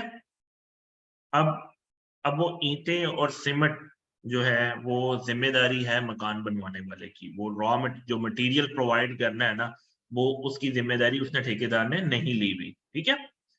तो अब आप कहते हो कि जी वो कहता है कि मुझे तो ये इसकी फाउंडेशन रखने के लिए मुझे सरिया चाहिए। भाई सरिया आएगा तो मैं इसकी शुरू करूंगा ना, इसकी जो फाउंडेशन है मैं तब रख पाऊंगा। तो किसने परचेज करनी है? जो मकान बनवा रहा है। अगर वो परचेज नहीं करता तो क्या होगा? प्रोजेक्ट क्या होगा? डिले हो जाएगा जब डिले तक हो नहीं जाएगा, होता है। ठीक है, उसका टाइम नहीं होगा। अब स्कोप भी आपने बता दिया कि भी उसने बता दिया कि सरिया जो है मेरी जिम्मेदारी नहीं है, ठीक है। अब वो कहता है जी अब मकान बनवाने के लिए आपने नक्शा अप्रूव करवाना होता है। अब वो कहता है नक्शा बनवाना तो मेरी जिम्मेदारी है, नक्शे को अप्रूव करवाना आपकी जिम्मेदारी है। अगर नक्शा अप्रूव ही नहीं होता मैं उस पर काम कैसे करूं? ठीक है। तो प्रोक्योरमेंट जो होती है उसका मकसद क्या होता है कि जो चीजें आपने, जो सर्विसेज, जो गुड्स आपने प्रोजेक्ट को एग्जीक्यूट करने के लिए आपको चाहिए होती है, वो कस्टमर की जिम्मेदारी होती है कि वो आपको दे। और फिर आपकी मैं ये कहता हूं कि जी जैसे मैंने एज्योर की या AWS की मिसाल दी थी कि वो उसका बजट आपने एलोकेट कर दिया, आपने उसको कहा जी $500 मुझे मंथली चाहिए इसके लिए, जो मैंने अपनी डेवलपमेंट के दौरान मैंने चीजों को आपको डेमो करवाना है और उसके ऊपर रख के मैंने आपको देना है, मुझे ये चाहिए। अब आप ये कहते हो कि जी उसका अकाउंट क्रिएट करने के लिए मैंने बजट रिलीज करो, ये वाला, ठीक है, या आप मुझे जो है वो अकाउंट लेके दो उसका, ठीक है। तो ये किसने लेके देना? ये इसके अंडर आ रहा है, प्रोक्योरमेंट के अंदर आ रहा है, ठीक है। अब वो कहता है कि जी मुझे डोमेन चाहिए, आप डोमेन लेके दो। ये सारी चीजें किसके अंडर आ रही हैं? कस्टमर के एंड पे आ रही हैं, ठीक हो गया। सर इन सब चीज़ों को हम जब हम एक फाइनल कॉस्ट कर रहे होते हैं तो तब हम नहीं बता सकते कि ये अकाउंट्स के हमारे पास इतने पैसे हैं और कस्टमर को। नहीं, वो ये है कि जिम्मेदारी आप किस चीज की ले रहे हो। अगर आप ये कहते हो ये स्कोप का हिस्सा है, मैंने कहा अभी आप ये समझो कि ये स्कोप का हिस्सा नहीं है। जैसे मैंने आपको कहा था कि ऑपरेशन, जो कस्टमर के ई कॉमर्स के लिए जो ऑपरेशन की टीम उसने बिठानी है, अब मुझे ये बताओ कि अगर उसके पास आपने एक चीज बना ली, आपने फेज 1 प्रोटोटाइप बना के दे दिया कि भी टेस्ट करो इसको, ठीक है, या आपने फेज 1 डिलीवर कर दिया। अब आप ये कहते हो कि जी आपने अपनी प्रोडक्ट्स लोड करनी है, ठीक है, वेबसाइट के लिए जो ई कॉमर्स की वेबसाइट है। अब आप कहते हो मुझे फोटोशूट चाहिए आपकी प्रोडक्ट्स का। अब वो कहता है कि जी मेरे पास तो अवेलेबल नहीं है। फिर आप कहोगे कि जी मेरे पास मैं कैसे, मैं तो टेस्ट डाटा दे सकता हूँ फिर आपको, ठीक है, ये तो आपने अवेलेबल करवाना है। तो ये किसकी जिम्मेदारी है? ये प्रोजेक्ट प्लान के अंदर आप बता दोगे उसको। अब क्लियर होगी? Yes sir. ठीक है। सर इसमें टाइम का डिसाइड करना वो हमारे पर डिपेंड करता है, क्लाइंट पर डिपेंड करता है। टाइम जो है, इंटीग्रेशन जो इसको कहा जा रहा है ना, वो यही कहा जा रहा है कि रिस्क जो है वो आपने बता दिए कि भाई ये चीज अगर मेरे पास अवेलेबल नहीं होगी इस टाइम पे तो डिले आएगा। आप ये कहते हो कि जी एक प्रोजेक्ट है, उसमें है मान लो कि कोई आसान सी एग्जांपल अगर मैं लूं, सेल्स फोर्स का कितने लोगों को पता है?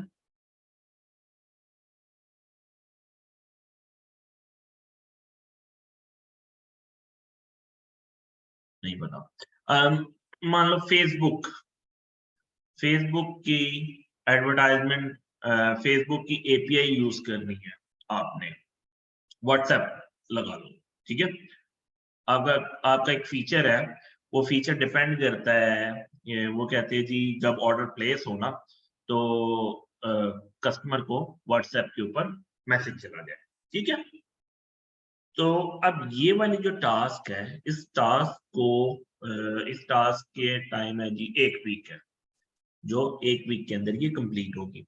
अब इस 1 वीक के लिए आपको 1 वीक इसका टाइम है। अब आपको क्या चाहिए भला इस टास्क को करने के लिए? टाइम नहीं, 1 वीक आपके पास टाइम है इसको, लेकिन इसको शुरू करने के लिए आपको क्या चाहिए? व्हाट्सएप रिक्वायरमेंट्स की एपीआई चाहिए, उसका एपीआई अकाउंट चाहिए। जी उसका अकाउंट किसने दिलवाना है आपको? क्लाइंट क्लाइंट ने दिलवाना है। अब मुझे ये बताओ कि अगर तो आपके पास वो अकाउंट ही नहीं आ रहा तो क्या होगा?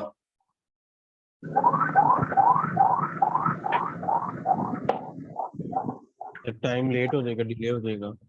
डिले हो जाएगा। तो आपने उसको कहा था कि भाई ये टास्क मैंने शुरू करना है 8 अगस्त को, ठीक है। और वो इसको उसका काम बनता था कि वो आपको 7 अगस्त को दे। आपने उसके साथ बता दिया कि ये अगर चीज मुझे 7 अगस्त को मिलेगी तो मैं 8 अगस्त को शुरू करूंगा। अगर वो 7 अगस्त को नहीं मिलती, वो मिलती है आपको 16 अगस्त को, ठीक है।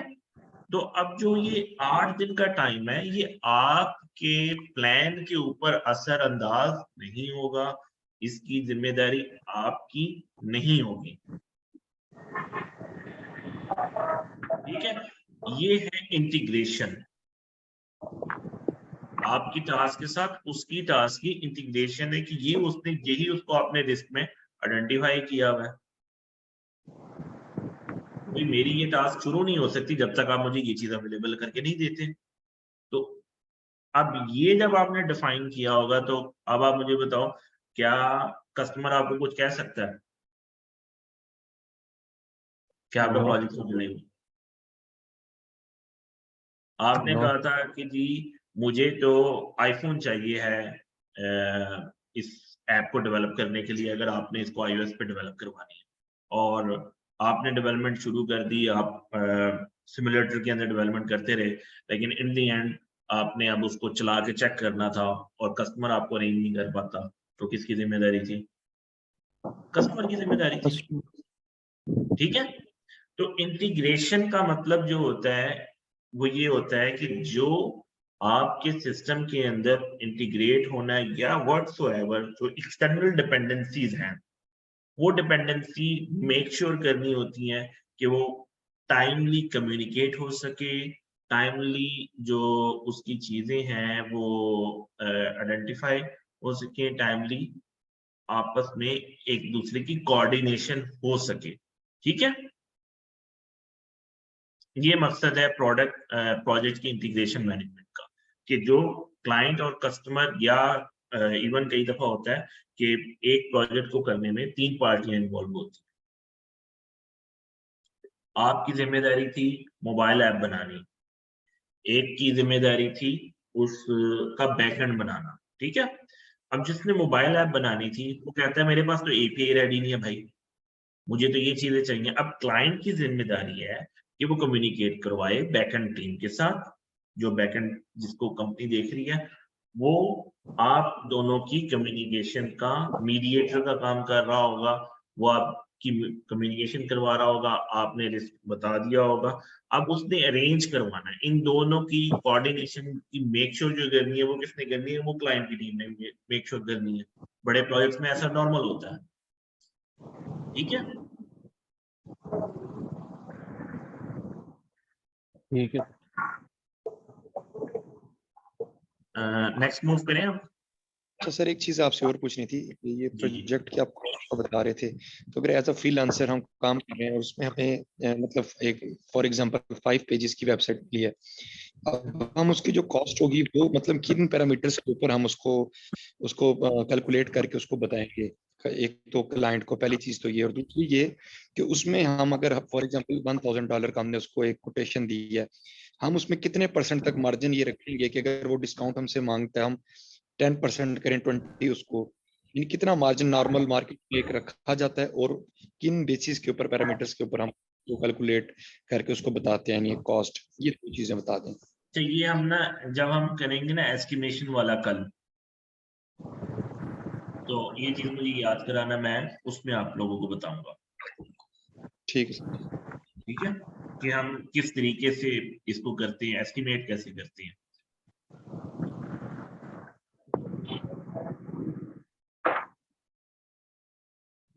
और किसी का सवाल?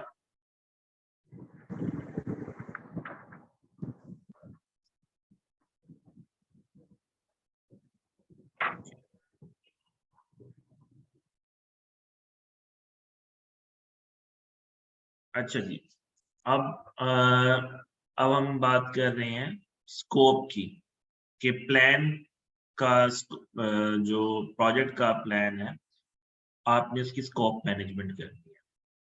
ठीक है, आपने रिक्वायरमेंट गैदर कर ली, रिक्वायरमेंट गैदर करके उनका स्कोप निकालना है, डिफाइन करना है स्कोप क्या है, फिर आपने उसको ब्रेक डाउन करना है।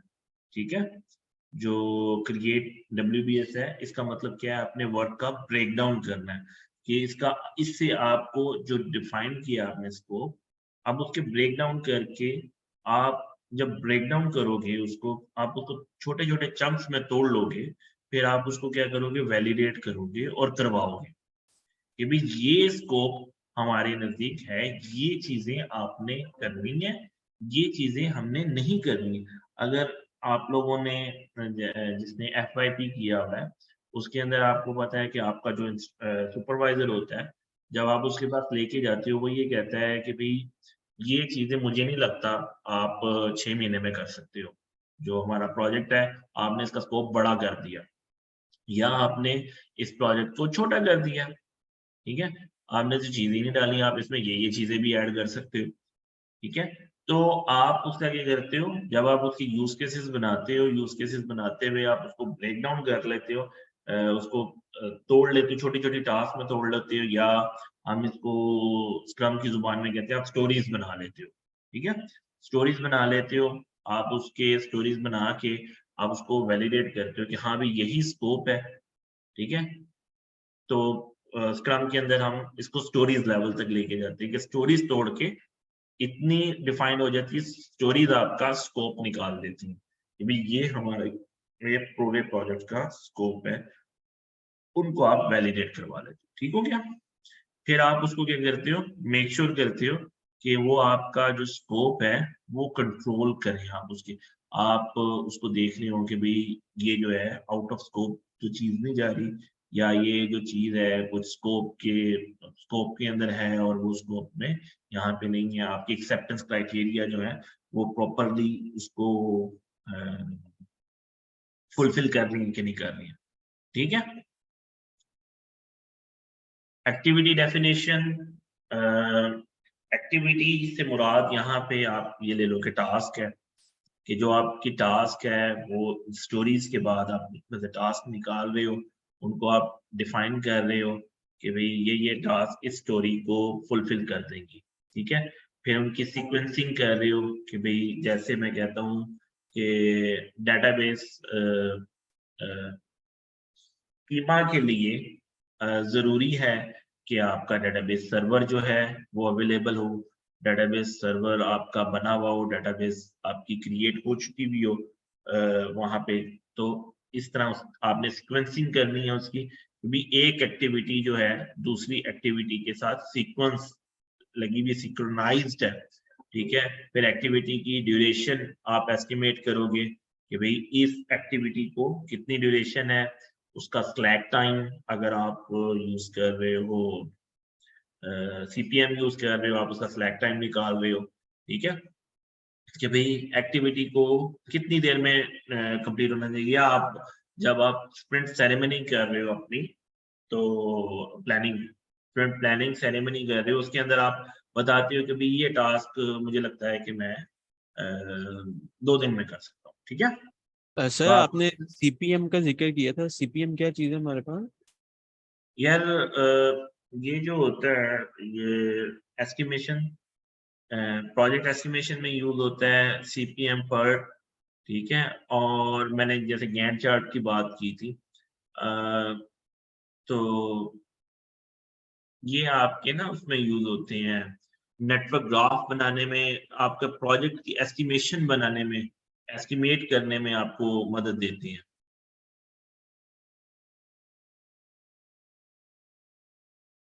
ठीक है सर। ठीक है, लेकिन नॉर्मली अब जो लोग यूज करते हैं ना, वो स्क्रम को यूज कर रहे होते हैं, ठीक है। तो स्क्रम के अंदर आपका कह लो जिसने प्रोजेक्ट इनिशिएट करना है, प्रोजेक्ट प्लान करना है ना, उसको तो वो पर्ट या सीपीएम यूज कर रहा होगा। ये यही है कि इसकी ये आप भी समझ लो इसको आसान उसमें ना, कि आपकी टास्क एस्टिमेशन या प्रोजेक्ट एस्टिमेशन जो है वो इनकी बेस पे होती है। जो आपके ये दोनों अलग-अलग वो हैं, कह लो कि टेक्निक्स हैं आपकी। जब मैंने बात की थी शुरू में कि एक होता है फिक्स्ड टाइम के ऊपर प्रोजेक्ट। जब फिक्स टाइम के ऊपर आप प्रोजेक्ट कर रहे होते हो ना, तो सीपीएम और पर्ट बहुत अच्छी चीजें हैं, ठीक है। जब आप अजाइल मेथोडोलॉजी में आप कर रहे होते हो, तो आपने क्या करना होता है, आपने प्रोडक्ट का बैकलॉग जो है वो वेल डिफाइन करना होता है। वो आपका वेल डिफाइन हो जाए तो फिर आपकी जो आइटरेशंस हैं उसके अंदर डिसाइड होता है कि कितना टाइम लगेगा किस चीज, ठीक है। ठीक है सर।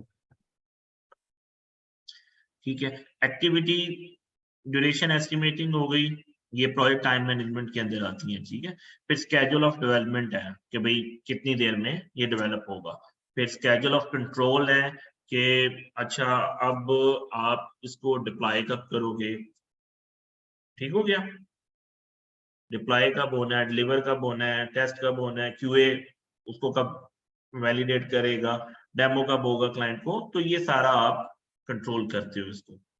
तो ये आपकी प्रोजेक्ट टाइम मैनेजमेंट आ गई। इसके अंदर किसी का सवाल हो? सर अभी हमने पीछे एक टाइम पढ़ा था, उसके बारे में आपने हमें बताया था कि कुछ चीज़ें होती हैं क्लाइंट की तरफ से रिक्वायर है, उसको कितना वो टाइम लगता है। और ये प्रोजेक्ट टाइम मैनेजमेंट, ये उससे ये डिफरेंट है या ये भी उसी में इसकी ही बात कर रहे इंक्लूडेड हो? है? जी।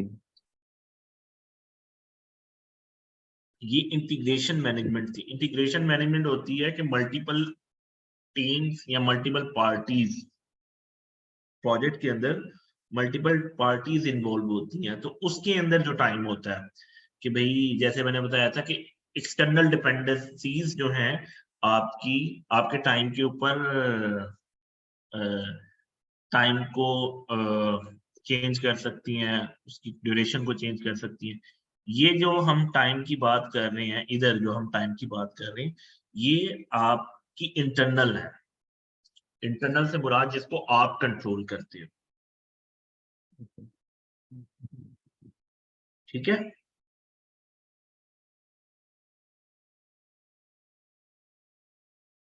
अच्छा, यहाँ पे अब आ जाती है सबसे क्रिटिकल पार्ट होता है आपका प्रोजेक्ट का, प्रोजेक्ट कॉस्ट मैनेजमेंट।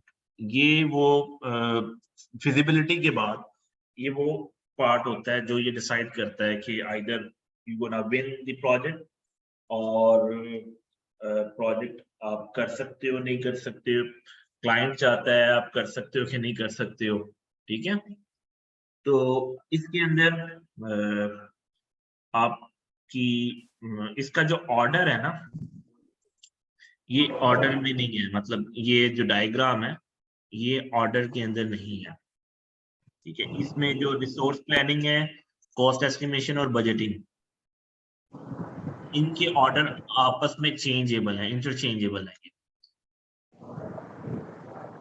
ठीक है, कई दफा जैसे मैंने आपको बताया था कि अगर आपका फिक्स्ड वो है प्रोजेक्ट है तो वो आपका क्या होगा पहले से फिर आपने क्या करना होता है, फिर आपने कॉस्ट एस्टिमेशन करनी होती है और रिसोर्स प्लानिंग करते हो उसके मुताबिक जब आपकी फिजिबिलिटी होती है। ठीक हो गया, फिजिबिलिटी के बाद आप रिसोर्स प्लानिंग कर लेते हो, आप निकाल लेते हो, टैक्स टेक निकल गया आपका, तो आपने रिसोर्स प्लानिंग कर ली, कॉस्ट एस्टिमेशन की, कॉस्ट एस्टिमेशन के बाद आपने उसकी बजटिंग निकाल के दे दी कि इतना इसके ऊपर लगेगा। ठीक हो गया।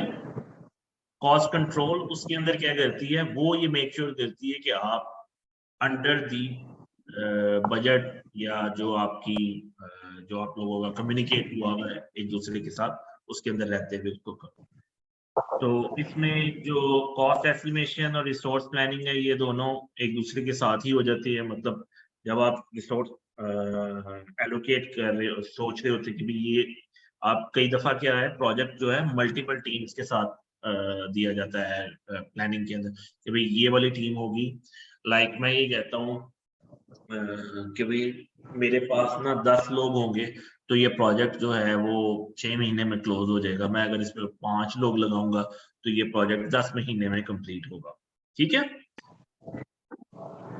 तो अब ऑफ कोर्स उसकी कॉस्ट बढ़ जाएगी, उसकी ड्यूरेशन नीचे आ जाएगी। या आप कहते हो कि भी 3 लोग लगाऊंगा मैं, ये प्रोजेक्ट 2 साल में कंप्लीट होगा।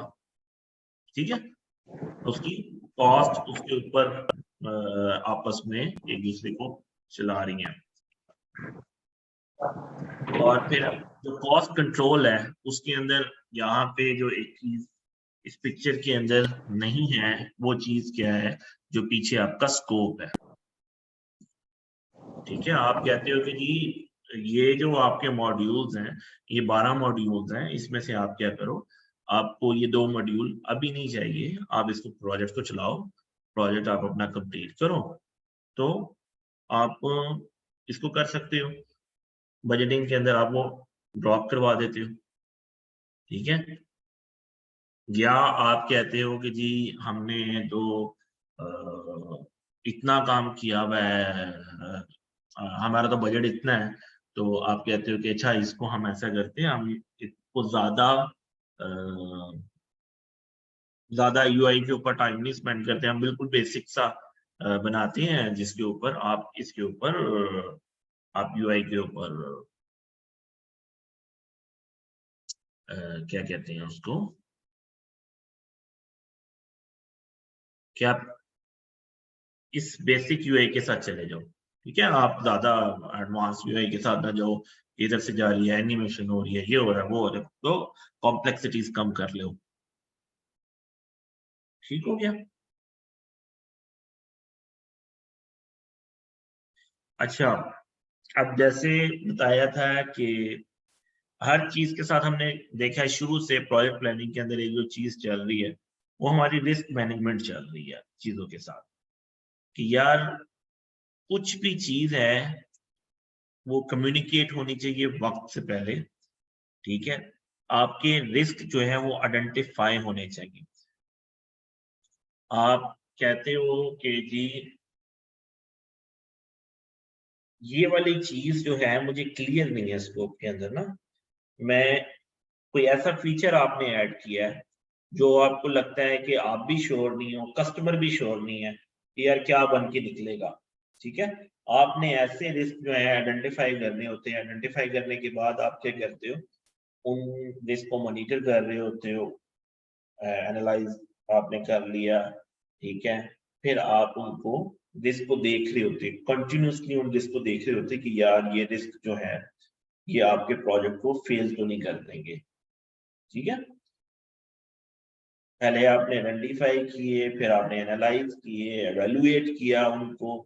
ठीक है, आपने उनको जो है मॉनिटर कर रहे हो उसको कॉन्टिन्यूसली, और आप रिस्क को मिटिगेट करते जा रहे हो।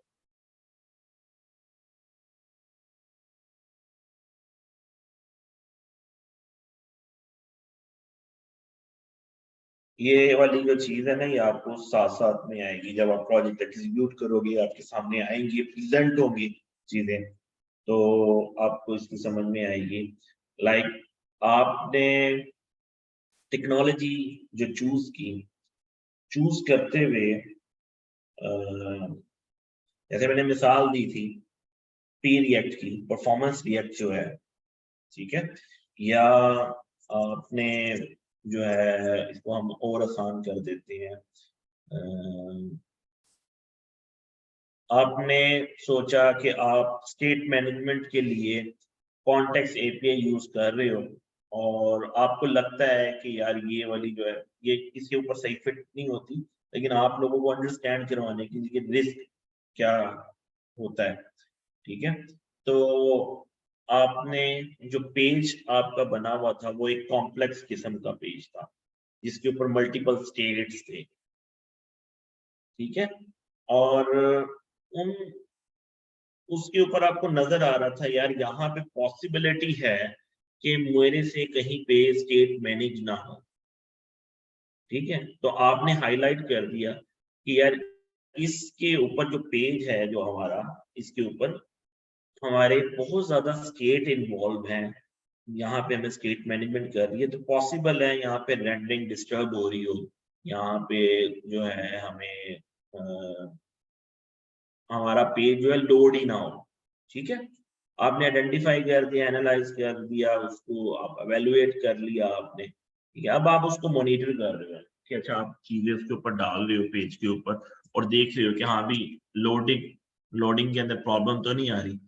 फिर जब आपके पास लोडिंग में प्रॉब्लम आ रही है तो फिर आप उसको क्या करते हो, अब आप उसको ट्रीट करना शुरू करते हो, आप उसको तोड़ना शुरू करते हो, अच्छा ये वाला स्टेट की रिस्पॉन्सिबिलिटी यहाँ से निकाल दी जाए, ये वाला प्री कंप्यूटेड हो, ये डेफर्ड हो, ठीक है, तो पॉसिबल है कि मैं कुछ ज्यादा टेक्निकल हो गया हूँ रिएक्ट के साथ, तो लेकिन मैंने कोशिश ये की थी कि मैं उस चीज को आपको समझा सकूं।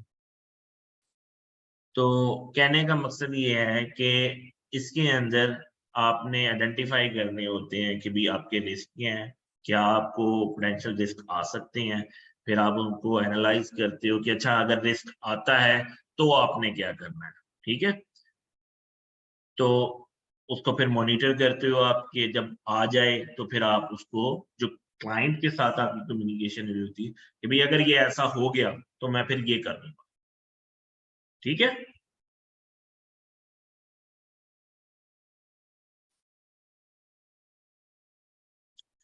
तो आज का दिन यहाँ पे क्लोज हो गया, किसी का क्यूए हो,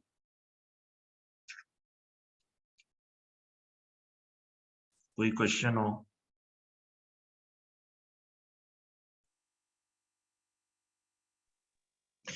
सर मैंने आपसे ये पूछना था, ये जो प्रोजेक्ट मैनेजमेंट की जॉब्स होती हैं ये बेसिकली सॉफ्टवेयर इंजीनियर ही नॉर्मल देखे गए हैं कि वही यानी as a project manager with experience जो है ना वो 5-7 साल बाद हो जाते हैं प्रमोट, तो ये कोई फ्रेश जो लोग होते हैं वो भी यानी इसमें डायरेक्ट वो उसमें इनटेक होते हैं, उनको जॉब ऑफर होती हैं, या फिर ये एक्सपीरियंस के साथ ही एक सॉफ्टवेयर इंजीनियर ही प्रोजेक्ट मैनेजर बनते प्रोजेक्ट मैनेजमेंट में नॉर्मली तौर पे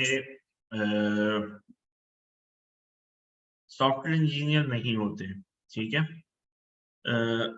अच्छा एक होते हैं टेक्निकल प्रोजेक्ट मैनेजमेंट।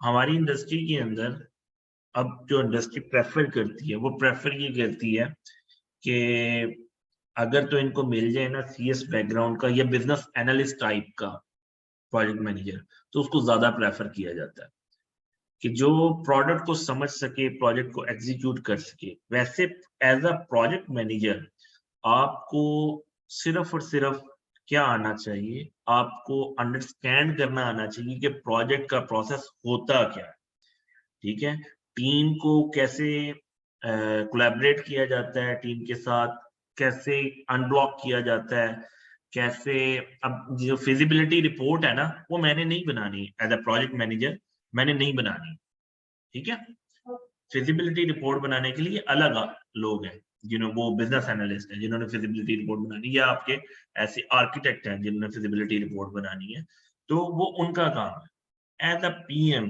मेरा काम सिर्फ ये है कि प्रोजेक्ट की जो डिफरेंट फेसेस हैं, जो उनके प्रोसेसेस हैं, उनको मेक श्योर करना, उनको डॉक्यूमेंट करवाना या करना, ठीक है? जो मेरी रिस्पॉन्सिबिलिटीज के अंडर आती हैं वो मैंने करनी है। प्रोजेक्ट मैनेजर के लिए वैसे तो एक सर्टिफिकेशन भी होती है पीएमपी की, जिसको सर्टिफाइड प्रोजेक्ट मैनेजर कहते हैं। तो वैस उसकी नीड जो है, कुछ कंपनीज उसको प्रेफर करती हैं, कुछ कंपनीज उसमें देती हैं। और कई दफा क्या होता है, जो क्यूएज होते हैं, जो क्यूए होते हैं, वो ट्रांसफॉर्म कर जाते हैं प्रोजेक्ट मैनेजर में। कई दफा बिजनेस एनालिस्ट ट्रांसफॉर्म कर जाते हैं, कई दफा जो आपके सॉफ्टवेयर डेवलपमेंट के अंदर होते हैं वो ट्रांसफॉर्म कर जाते हैं प्रोजेक्ट मैनेजमेंट। वैसे जो प्रोजेक्ट मैनेजमेंट है, इसमें आपको सीएस स्किल्स होनी जरूरी नहीं है, ठीक है? ठीक है सर, ठीक।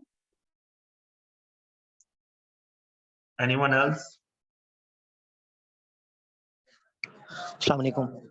तो सर मेरा क्वेश्चन ये था कि फॉर एग्जांपल हमें एक प्रोजेक्ट चलने की अगर हमें कॉस्ट जो है 2-10 मंथ की पे की गई है, अगर हम उससे ज़्यादा टाइम लगाते हैं तो क्या वो जो कॉस्ट आती है वो निगोशिएटेबल होती है या हम देने के उसको पाबंद होते हैं? तो ये वाली जो चीज थी, ये जो प्रोजेक्ट मैनेजमेंट है, ये आपको ऐसी ही चीजों से बचाती है कि आपके पास ऐसी सिचुएशन ना क्रिएट हो। अब उसके अंदर बाकी जो रह जाता है ना मार्जिन, वो गलती का मार्जिन।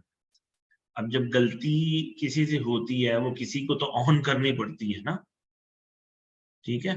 तो आप जो बेहतर होता है वो ये होता है कि आप अपने मार्जिन के अंदर आप बफर रखा करते हो हमेशा। प्रोजेक्ट मैनेज जो इसकी सॉफ्टवेयर डेवलपमेंट की जो फील्ड है, इसके अंदर बफर के बगैर नेक टू नेक करना प्रोजेक्ट, आप अपने क्या कहते हैं, आप अपने नसीब को ही वो दे रहे होते दावत के वो आपके लिए कुछ कर दे, ठीक है? तो आप अपना बफर रखते हो, इतना बफर रखते हो कि आपका प्रॉफिट जो है वो कम होके आप उसको डिलीवर कर सको। अगर कोई प्रोजेक्ट टाइमली डिलीवर हो जाए, ठीक है, ये आपका सबसे बड़ा प्रॉफिट होता है कि आप प्रोजेक्ट को उसी टाइमलाइन में क्लोज कर सको। लेकिन यहाँ पे हमने जितनी शुरू में बातें की हैं, ये चीजें आपको इन्हीं से बचाने के लिए हैं कि आप उनको वेल डिफाइंड आप ब्रेक डाउन कर लेते हो, उसके स्ट्रक्चर को बना लेते हो, आपके स्टेटमेंट ऑफ वर्क क्लियर होते हैं, आपका जो है स्कोप ऑफ वर्क क्लियर होता है, आपका आपका प्रोजेक्ट स्केड्यूल क्लियर होता है। इसके अंदर बहुत से ऐसे पैरामीटर्स होते हैं जो अननोन होते हैं। लाइक आपने आपके पास टीम है 4 लोगों की, ठीक है? आपने बफर रखना है कि इसमें कोई ना कोई बीमार हो सकता है, ठीक है? हो सकता है ना, बीमार इंसान है ना।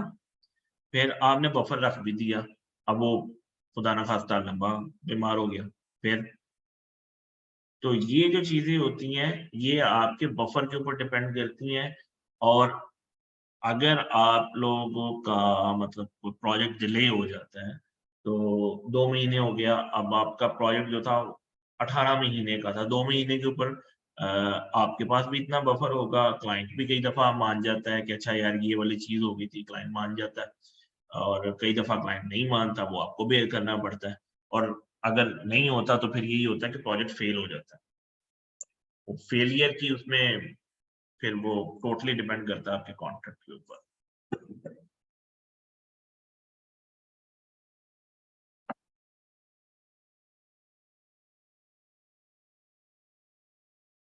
Anyone else?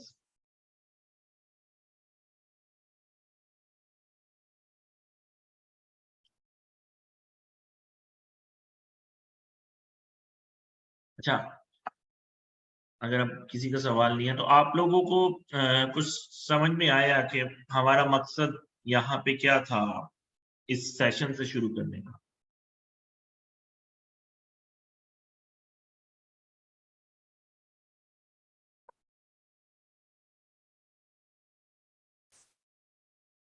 किसी को नहीं समझ में आया? यस सर, आ गया।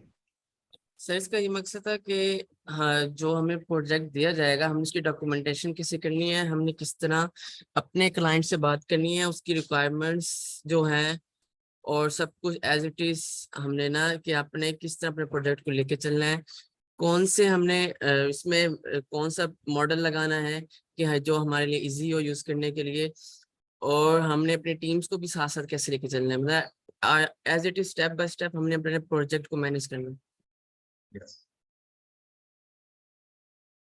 ठीक है, बहुत अच्छा बताया। तो यही चीज है कि अब आपके जो ग्रुप्स बने हुए हैं उसके अंदर आपने इन प्रोजेक्ट को जो हमने किया है आपको एक्टिविटीज असाइन हो जाएंगी। आपके सेशन जो हैं वो थोड़ी होंगे, वीक में 2 हो रहे हैं या मैं हम एटलीस्ट 2 तो होंगे ही आप लोगों के सेशन। जो बाकी का होगा आप लोगों के पास काम ज्यादा होगा, ये इसकी अब शायद आप लोगों को थोड़ा सा क्लियर हो जाए कि ये जो वे है या जो एक स्ट्रक्चर्ड है टेक हैच का, वो डिफरेंट कैसे है, ये प्रोग्राम क्यों कहा जाता है इसको, ये क्लास क्यों नहीं है, या अब आप जो करते आए हो और अब जो आप कर रहे हो वो डिफरेंट है और कैसे आपको हेल्प करेगा। मेरे ख्याल से ये वाला सेशन जो है आपको वो समझने में मदद देगा, ऐसी है ना? इंशाल्लाह। कि आपका प्रोग्राम कैसे चल रहा होगा, कि आप लोगों को कुछ अगर दिया जाए, डिलीवर किया जा रहा है, उसका मकसद ये है कि आप उसको प्रैक्टिकली कैसे कर रहे हो, और वो सारी चीजें आपके अल्टीमेटली आपके प्रोजेक्ट से जुड़ी हुई हैं, ठीक है, जिसको आप कर रहे हैं। और प्रोजेक्ट जो है इटसेल्फ कुछ भी नहीं है, सिर्फ और सिर्फ एक प्लेटफॉर्म है और एक जो है प्लेटफॉर्म कह लो उसको, एक पाथ है जो आप पेव कर रहे हो अपने ट्रांजिशन के अंदर प्रोफेशनलिज्म में जाने में, कि अच्छा ये सारी चीजें आने वाले दिनों में हमने करनी है।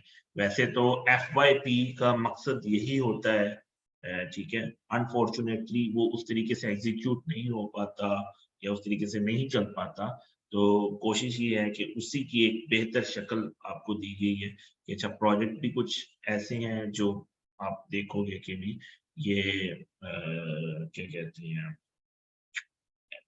जो वो नहीं है लिखे पढ़े प्रोजेक्ट जो हैं उसको आप कर रहे हैं, इसमें ना कोशिश की कि ये बैलेंस्ड प्रोजेक्ट लिए जाए, ठीक है।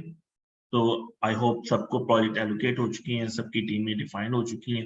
अच्छा, इसमें ऐसे कोई जो जो प्रोजेक्ट के अंदर ना हो असाइन, उन्होंने आज का सेशन लिया था?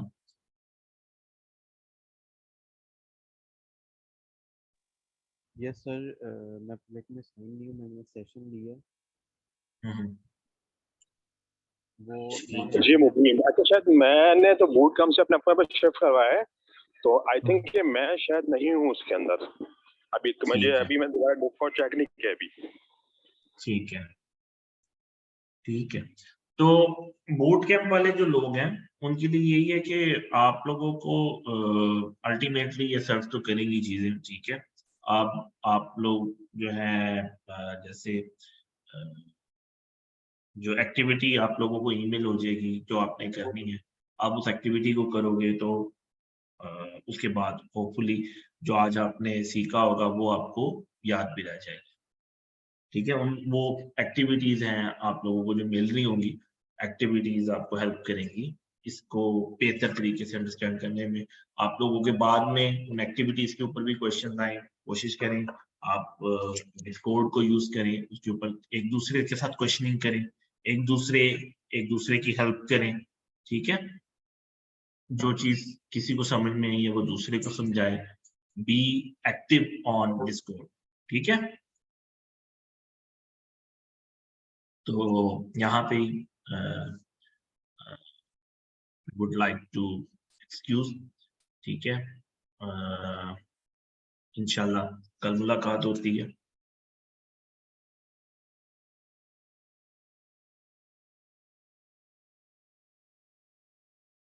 Thanks for joining. Allah Hafiz.